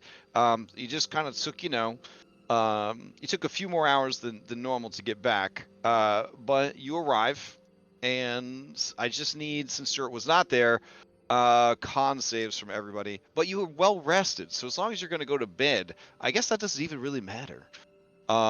Because so Guy, oof. I do I have well rested with resurrection sickness? Because resurrection sickness? I guess not. Okay, so then you would be tired from this journey. I still have well rested, so I'm good. Fair enough. So you guys arrive back in Brindle. And then you have a few hours. Do you go to bed, or do you Ooh, I guess this would be good time for like a cool establishing shot of the approaching army. Yep, because Yeah. they're here Yeah. like right now. Guy Oh, would be shit. up on the It's roof time. telling stories to a dragon, and it'd be perfect Mm, overshot to look down at the yeah. army. So, Guy, give us an example of one such story that you would be telling to Dylirian the Emptiness to try to maybe make him not so empty for the fight that's to come. Is that part of the intention, or do you just want to Nuts. make sure that he's caught up, Captain America style, on what's going on in the Well, world? you would tell him about all of his times, learning the marble dancing and his problem with the jackal jowler bard that he had met. Some of his favorite times in Denevar, how it's changed his teacher and how much of a problem he had with his teacher because he would just copy his teacher's knowledge whenever he needed to make a test. And it pissed the teacher off to no avail. His time in the Witchwood, but mostly meeting that ranger in the woods, or I guess on the trail, and promising to see each other again, but Talar has been destroyed at this point, so that has been lost. His time being raised in Elsir Cross and how evil it is, but in some way, shape, or form, the pony was always a place for anybody to go. Just in general, learning the recipes of the witch whiskey, of the Witch Cross, I believe it's called. Um, all of his favorite recipes, and even making some for the dragon. He's just catching him up on all the greatest tales, his performances, and things that the dragon probably would never go out of its way to learn, or could not learn because it is not mortal. Okay. And with such fervor, because Guy never would have had the chance to taste any of this if it wasn't for what he's done. And so maybe the way that he says it would change it for the perspective of a eternal dragon. Beautiful. Imagine he sees him like a child talking about his day at school. Like it's so important. Yeah, give me an insight check more than a performance check, because I know you're going to do a great performance, but give me an insight check. Oh boy. Guy's well known for his gullible insight. Yeah, you get the sense that while he may be sort of coming across as bored and uninterested, you do know an audience, and you do know that at no point has he harumphed or has he looked distracted or fallen asleep or anything else like that, that he has been listening to every word that is delivered. Excellent.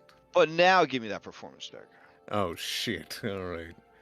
I do not. I am resurrected sickness, but that's fine.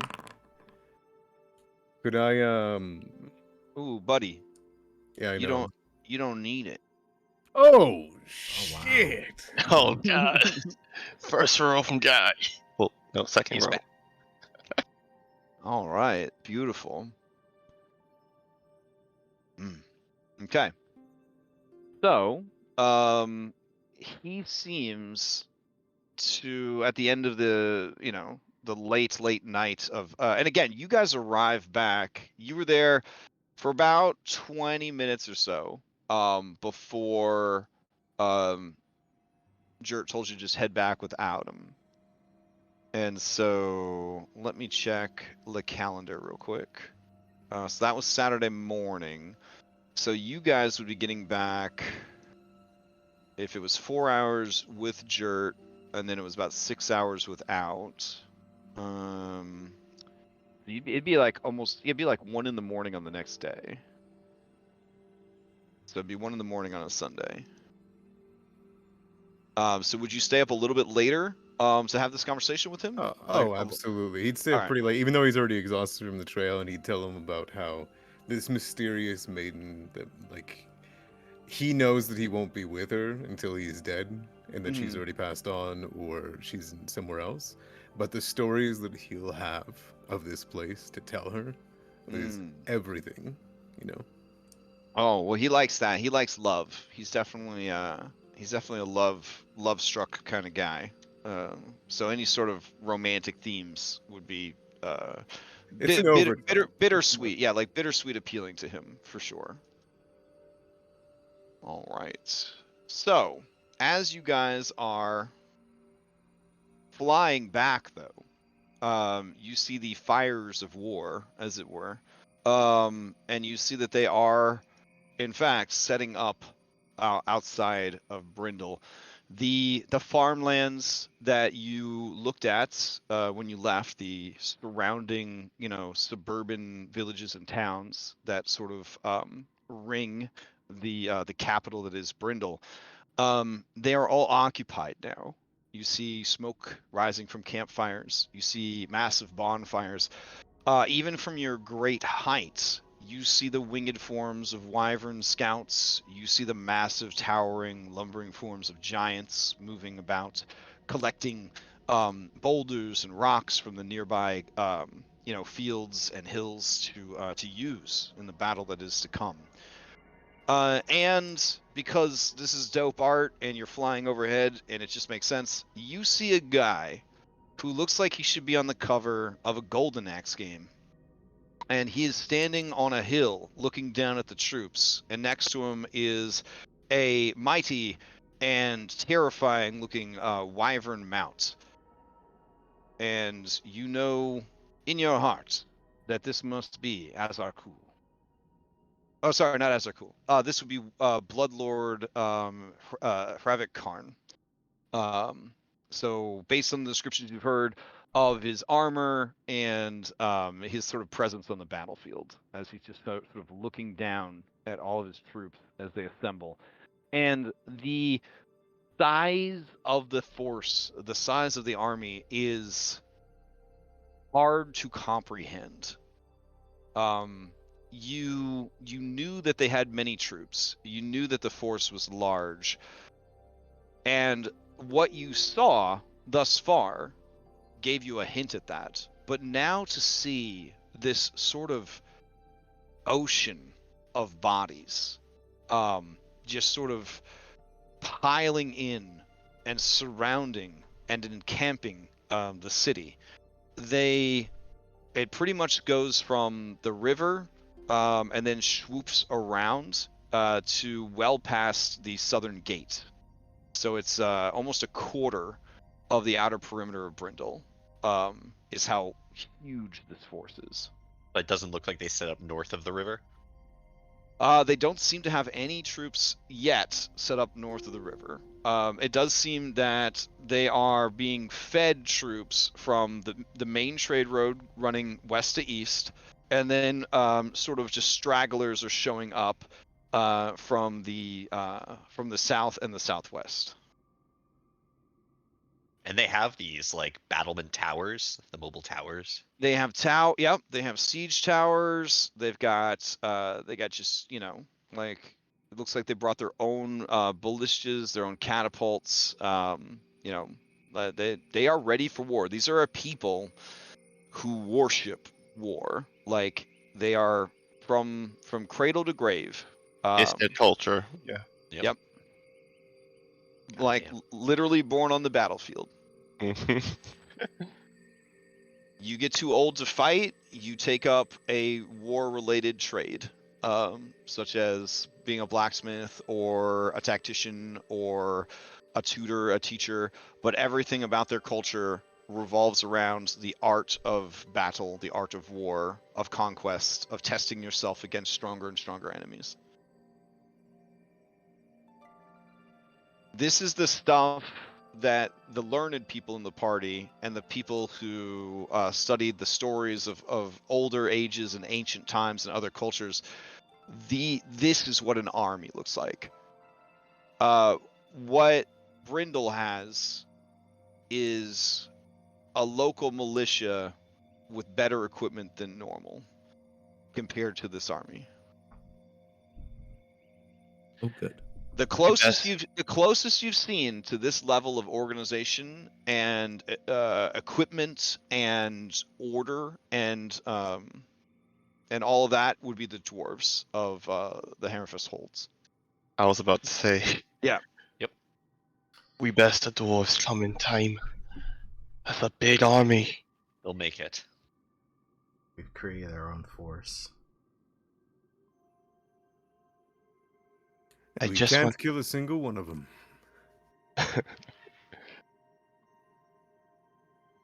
Okay. So, does anyone else have anything they do before they head in for bed? Does anyone wait up for Jert? He did say he'd be a few hours behind. Whatever that means. I don't think Barnabas would sleep this night since he already passed the check anyways for exhaustion. Okay. And he is well rested, so he would stay up crafting. He would, spend time with his assistants, thanking them for all of their dutiful work till this point. So, not saying goodbye, but potentially. Okay. And then waiting for Jert to get back. I'm tempted to do one last carousal. For this battle. Oh shit! I'm tempted, This but I rowdy know it's boy. super serious. Even though I don't know, is Reg enough? If there's any Because time to if do so, it. then like All right. Is that you were saying something, Layla? Yeah, even though she's not the most talkative and is a little distant, thinking on what she saw on the way in, she would go and get Sasha, and even though it's late in the night, just want to spend some time down in like the tavern's fire, just kind of staring into the fire and just kind of quietly sitting and drinking some company, and just having knowing the time is kind of how close things are, to just try to have one night of normalcy while she still can. Fair enough. If So for morale, several of the local establishments would have been kept open, essentially, or not kept open, but repurposed essentially to be sort of like drinking halls and morale stations, essentially. And so yeah, you guys would be able to find such a place. After, Guy also wanted to be up there just because he could see Jert come in. Fair enough. And whenever he does, he would offer to Delirium the now not so empty if he wanted to go down and drink.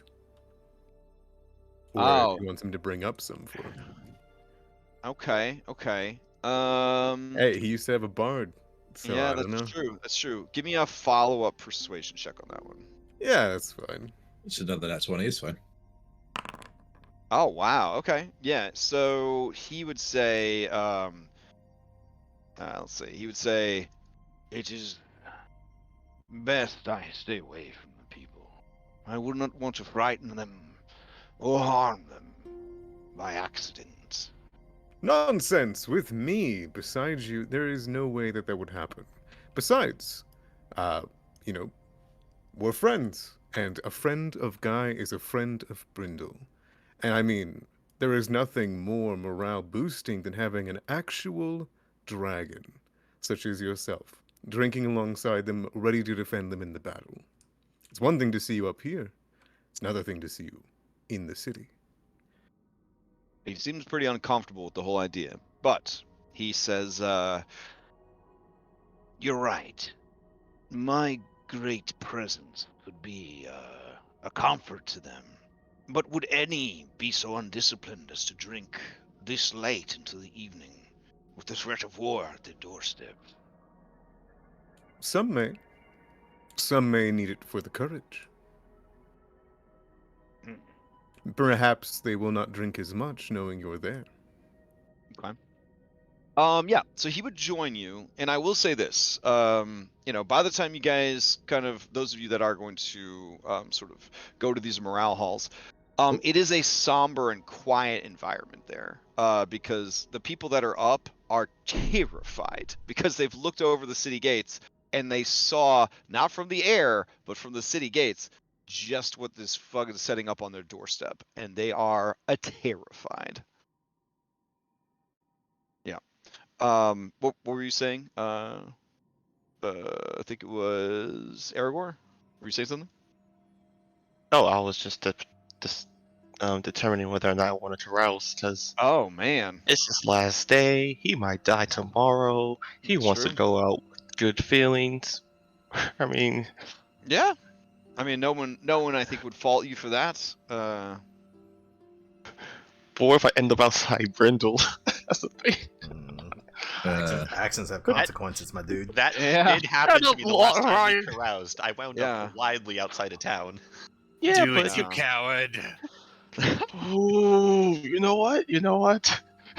Oh my Look, It worked out really well for you last time. if we lose Aragorn, I can always play as Bronson.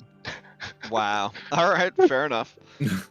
Brian I'm- Bronson, who's a convenient reskin of Thanlin of Yeah, I was gonna say, Drellin. isn't that just a palette swap? Wow. That's wow. Okay. Tell me I'm wrong. I mean, Tell me listen, I'm wrong. Listen, if you try to save time, all I'm saying is, defensive fighter,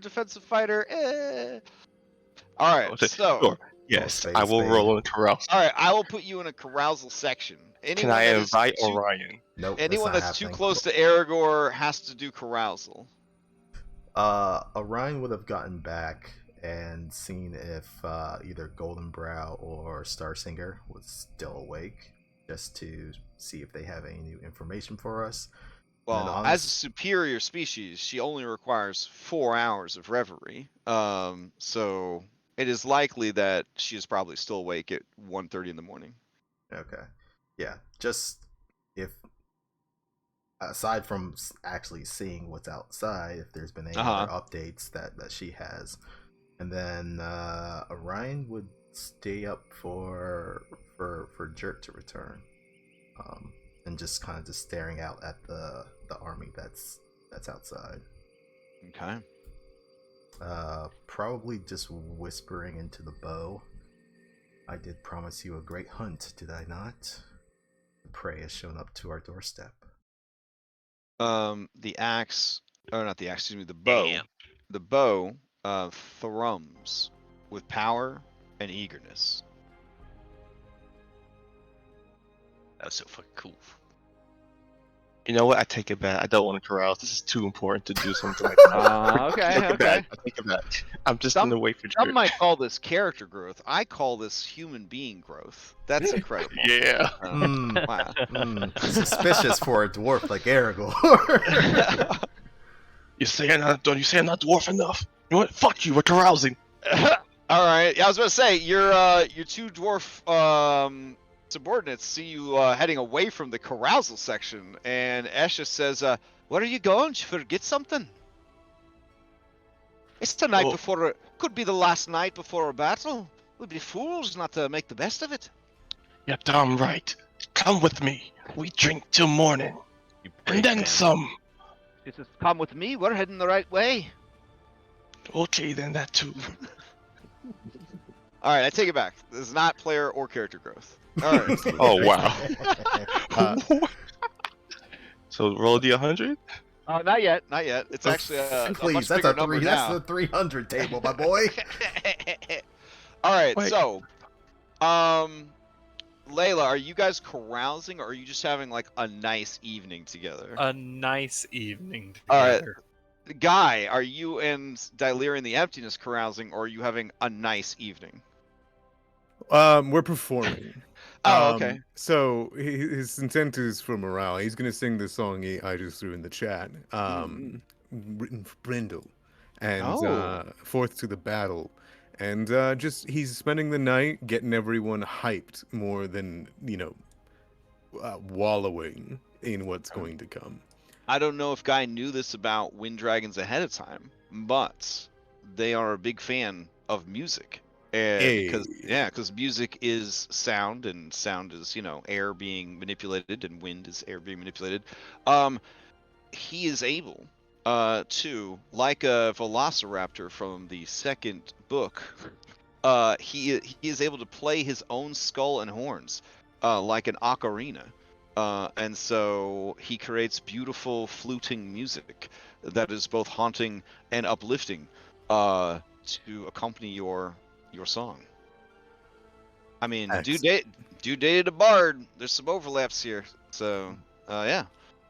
The presence of this creature moving amongst the populace and then performing alongside you to try and up morale, I would say it definitely was a much needed thing. And those that were slumbering hear the music, hear the response to the music, hear this fluting, haunting melody, and many rouse and sort of listen, and perhaps have their fears assuaged just a bit.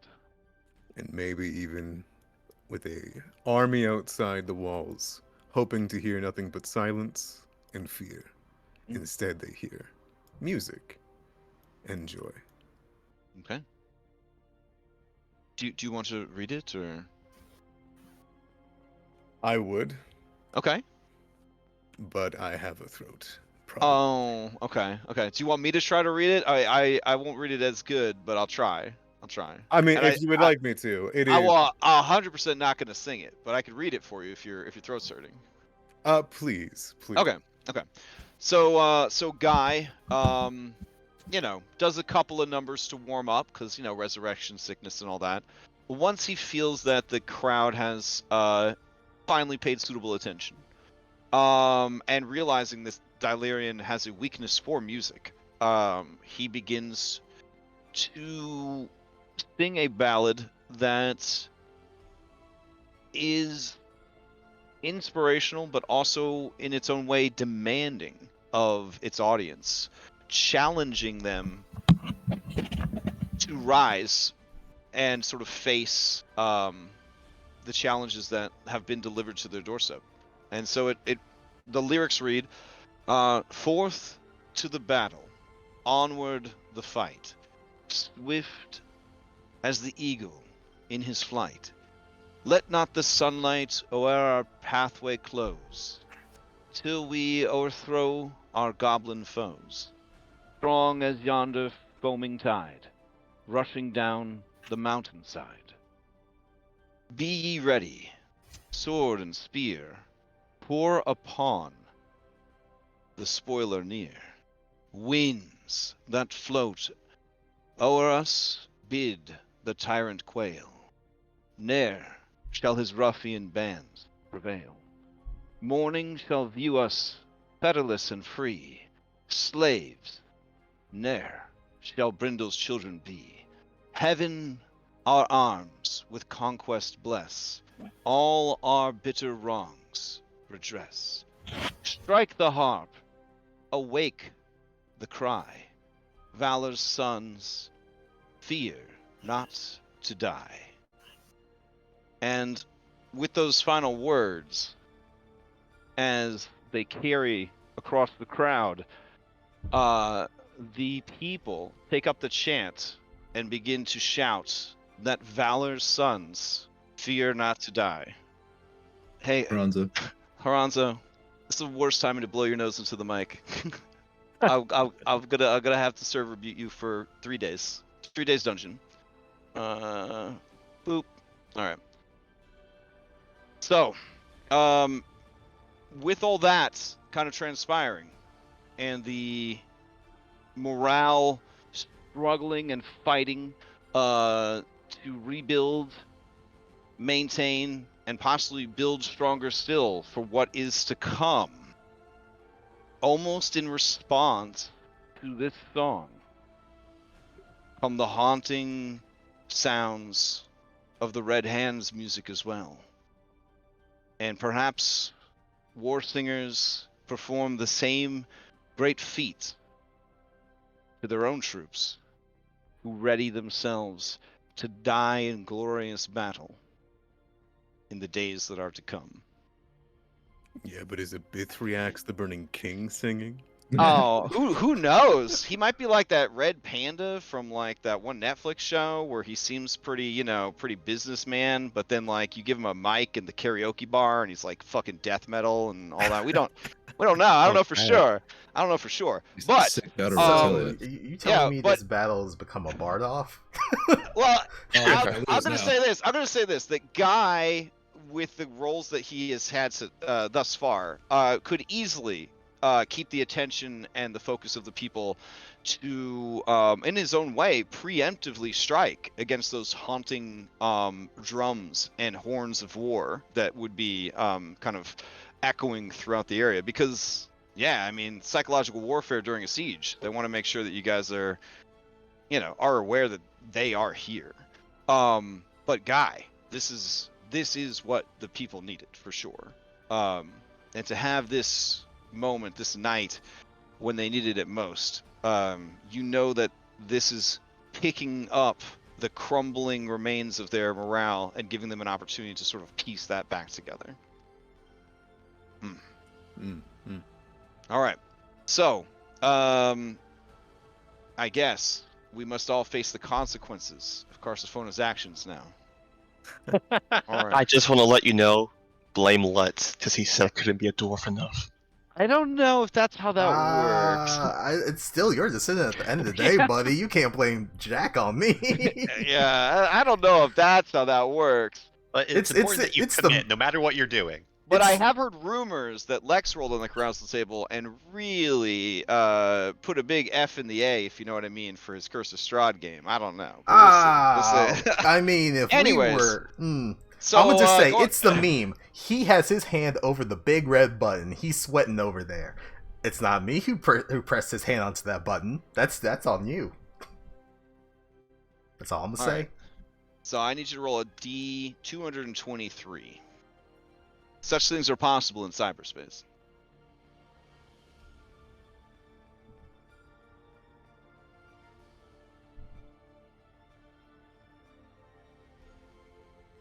All right, 94.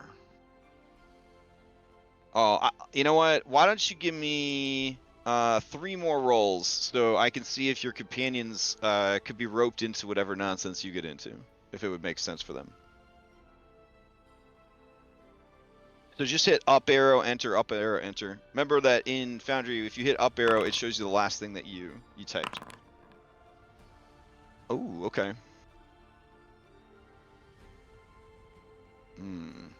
What a dangerous gambit.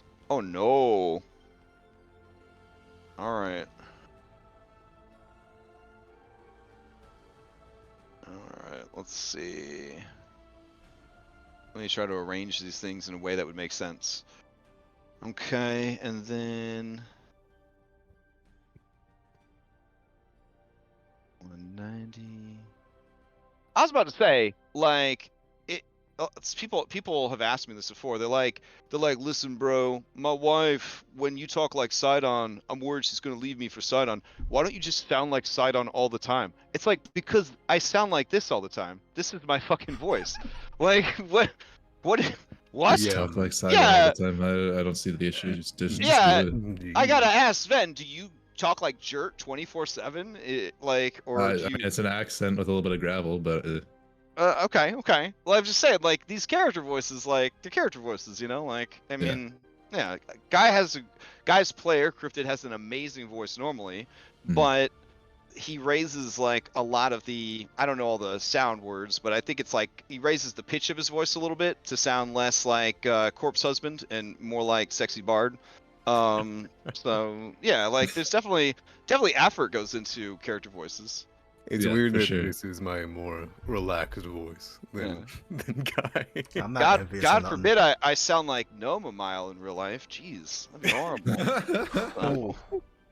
All right, give me one more roll, Aragorn. Oh wow! What's about to happen?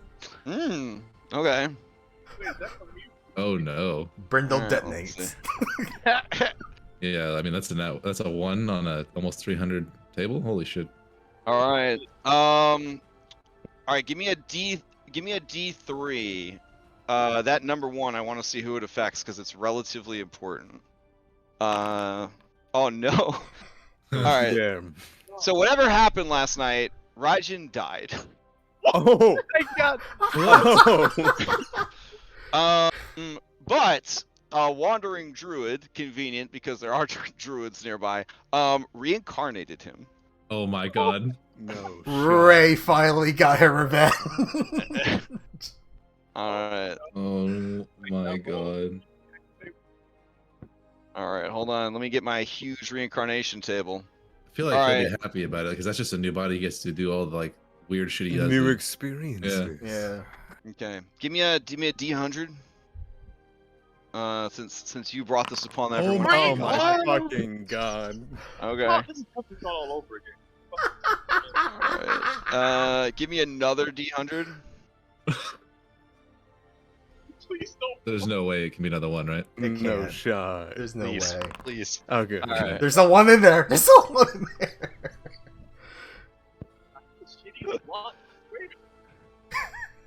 Mike Okay. fucked up You would so think bad. you would learn at some point after Thanlin's curse. All right, I don't even have a mini for this on hand. I don't even have Oh a my mini for this God. on hand. Okay. I don't know what happened to your mic.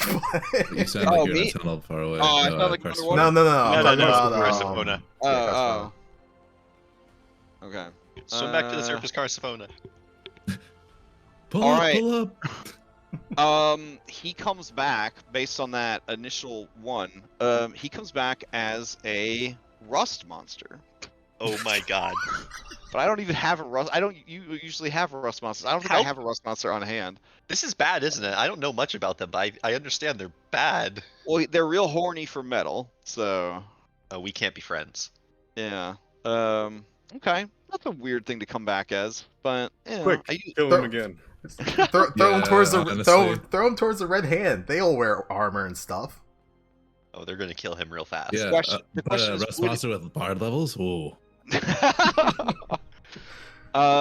Yeah, I mean, technically you keep who you are. You just have a different body. So he is in the body of a rust monster. So that's a whole thing. I'll have to adjust his mini accordingly. Now the rest of you, okay. Oof, interesting. All right. So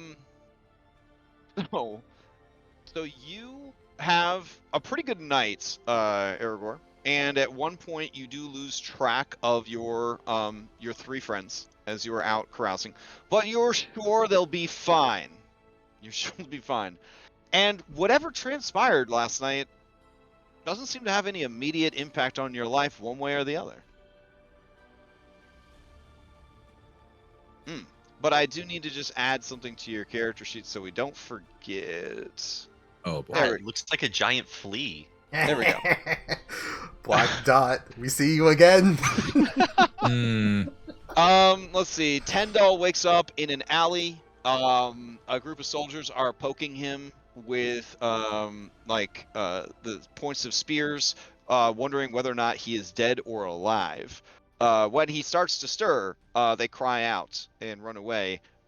Some brave soldiers remain to help him to his feet, and then he looks around for Esha. The camera cuts to a room at the tavern where Esha, naked as the day she is born, is strapped to the bed with leather bindings. But she has fallen asleep, waiting for Raijin to come back. He said he's just gonna pop out for something to be right back. Oh, And he wow. never returned. Oh. All right. Oh no, that means he's ashamed. I guess eventually, Aragorn, you would discover your subordinates, and then she politely asks you to never speak of what you saw here today, unless it's to tell people what a beauteous sight you laid your eyes upon. All right. So that is how the night passes. Time, of course, would go. You guys require some sleep, so we will work that in. And Jert, at some point, you would return. Yeah, it'd be like close to 4 a.m. when he flies over the outskirts of Brindol and lays eyes on the huge force that has assembled itself outside. All right. And if there's people that said they were waiting for him that are on rooftops and he sees them, that's where he will land first. I think there's a dragon performing. I think at 4 a.m. they'd be up singing. yeah, I guess it'd be really eerie, right? Because you come onto the scene, and the hobgoblins. It has been established, despite having night vision, they do prefer to take care of their business during the day, because who wants disadvantage to everything, and so they are. Their camps are mostly by 4 a.m. They're military, right? So they're asleep except for night patrols and stuff. But you see the massive force. You see the slumbering troops that just blanket the land. You see their war machines, and you see their patrols kind of making their way. But you still hear from within the city of Brindol this sort of like joyous, sort of like fluting tavern music. And it is just playing loudly into the night. I don't know if it would draw your attention or... Yeah, you would, if there's no other people around at this time, because it's 4 a.m., that's exactly where you would head. Okay. And so, yeah, you bring your griffin down, perhaps on the roof, using the enchantment of the spear. You leap down, and you see in the courtyard in front of the inn, because it would be too crowded inside, guy who is very obviously exhausted, is still singing and putting on the most energetic performance a man who was dead less than 24 hours ago could possibly do. And startlingly, you see a kind of happy, like head bobbing Dilerian the Emptiness, piping flute music through his horns and tusks and nostrils, along with the music that Guy is performing. All right. Those of you still awake and not completely blackout drunk, who are still here, so Layla and I'm assuming Guy and Orion. Did you say you went to bed, or did you also go? He was waiting up for Jurt, so I guess Okay. when he had landed, he probably would have. I mean, he probably would have fell asleep, not waiting for Aw. over too long. But he would have been like outside, waiting. Okay. All right. Fair enough. But easily enough could have been woken up and then joined the others. Okay. So, Jurt, you rejoin the others, and I guess close it out for us. What do you do when you return to them? Well, looking through the window after jumping down, he smiles again, seeing his friends happy, and the first thing he does when he walks in is he goes up to the bar, gets a couple of drinks, and just like the first time that they had all met and assembled, he takes the small bit of drinks, hands it to Orion. Sits down with a smile and starts humming the tune as well. All right. And that seems like a pretty good place to stop. Is you guys heading into this this new day as they are setting up outside of Brindol. Oof. Okay. So, assuming everything went well, you have removed Regiarix from the equation, essentially. And then you have more information about what is going on. You could try to pursue those leads. It sounds like you are sort of adapting a plan of how best to deal with that. This could be information to share with your NPC allies within the city, or it could be information you just hold close to the vest. But the thought is that the attack from the invading army will likely not happen today, but it could happen tonight or any point thereafter. It is known that the Red Hand and most of their units are able to see in the dark, but it is also known that they do not like relying on their dark vision. So there perhaps might be a few skirmishes, a few flyovers tonight, but probably not any serious attack until tomorrow. Some speculate, given the weather that is coming, that they will wait until Tuesday when it is deeply overcast, and they will try to use that to their advantage for, flyby attacks from Abithriax and their other aerial units. Sort of using the cover of the clouds to aid them. If that's the case, so there is some, it could be tomorrow, could be the next day. Unlikely to be a full scale attack tonight. So you at least have one more day, for sure, to rest, prepare, to sabotage. But it is inevitable They have their sights set on the city, and they aim to take it. And as many that die as have to die is a sacrifice they are excited to make, apparently. All right. Simple enough. How do you stop zealots? Deny them what they want. All right, so you're gonna get the Nerf bats out, and the clerics are all instructed to use Spare the Dying on the enemy. Got it. All right. So quick announcements. Tomorrow morning we've got Curse of Strahd Daybreak. Should be a pretty fun session. Very fun session. Yeah. Oh my god. Fun stuff going down for sure. Then we got Mythic Odyssey Sunday night. They will be meeting a new Mythic only NPC. I say Mythic only because they spawned these NPCs into being with their actions. So I'm very excited to see how that gets integrated into the ever evolving story. Monday night we have the epilogues and wrap party for Odyssey Prime. So yeah, we had the finale on Monday. It went about 5.5 hours. We felt that we had reached a good enough point to sort of stop, and then the consequences of our actions will be discussed as we close out the campaign, and then with whatever time we have left, we're going to answer questions from chat about the campaign, and then also ask each other questions about the campaign, and it's going to be full of spoilers, so many spoilers. So if you don't care about spoilers and are interested in that, that is happening Monday night. Tuesday, Pathfinder Abomination Vaults continues. Somehow we are all still alive. And then we've got Cyberpunk Red with Dom on Tuesday night. Wednesday night, we'll be playing more Vigima games. And then Thursday, Curse of Strahd Nightfall continues.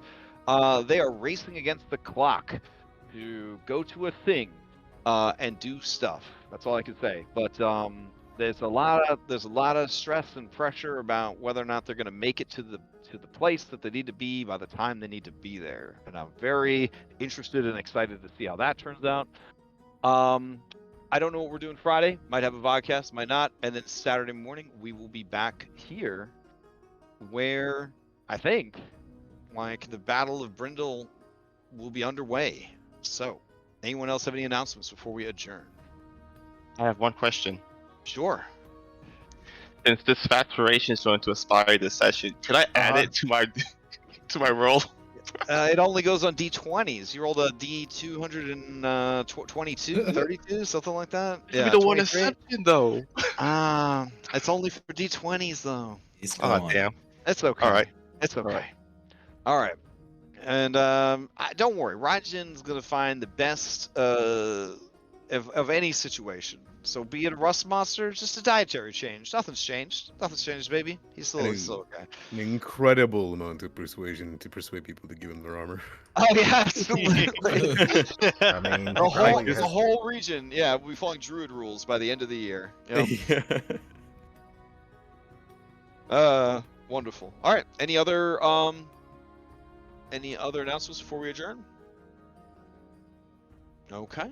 Well, I hope everybody has a good weekend, and we'll continue this next week. If you have any questions, of course, please hit me up. And some really great roleplay today from everybody. And Jert, wow, like I hope I didn't put you through the feelings meat grinder too hard. But I love that. Thank you so much. Yeah, no, it was great. It was good. I think it was overdue because there's been a lot of discussion about Regiarix and how to handle her, but honestly, I think Sven, fucking bravo, dude. Yeah, that was beautiful, and a best case scenario. Yeah, thank you for the opportunity, Crash. That was a lot of fun. I enjoyed that very much.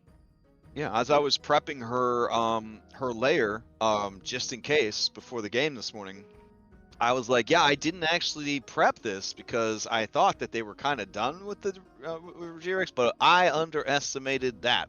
So we very quickly ground out a mini dungeon for her lair just in case. But it was good not to need it. So I always have it for my back pocket for later, for something else. Recycle, reuse. I love when an evil Yeah. lady gets redeemed. I mean, I don't know if at any point she was redeemed. Yeah, A little she was bit. like, I think her she said- direction was changed. Yeah, I think she said because you'll die eventually, I'll stop doing things that make you upset For that now. period. Yeah, for that period of time. I don't know if I would ever call that redeemed, but I think it is a good step in the right direction. Short of That's I a am lot of work. I am concerned IRL that the wrong kind of woman is gonna ruin your life. You know? Oh, they I'm just- have so many I'm times. I'm just saying, Larry. I'm worried that the wrong kind of woman is gonna ruin your life. No. He knows what he's in for. Just All right. Okay. As if I haven't dated many Regiarixes in my day. I was about to say, are you one of those guys that's like a pen pal for like 9 different like female murderers? You know what I'm saying? Like you're like they need someone to love them. They need a chance at redemption. They need loving too. Me. Wow. All right. I'll have to pick your brain about visitations and stuff because this is fascinating to me. I never met anyone that actually wrote letters to inmates before. Oh, okay. Now we're back fuck, to it's Joe. on the Now we're vibe. back God to- damn it. All right. So I hope everybody has a good weekend, and I'll see you next time. Take All care. right, see you Thank next you. week. take care. See you next week. And thanks everyone for watching. Catch you next time.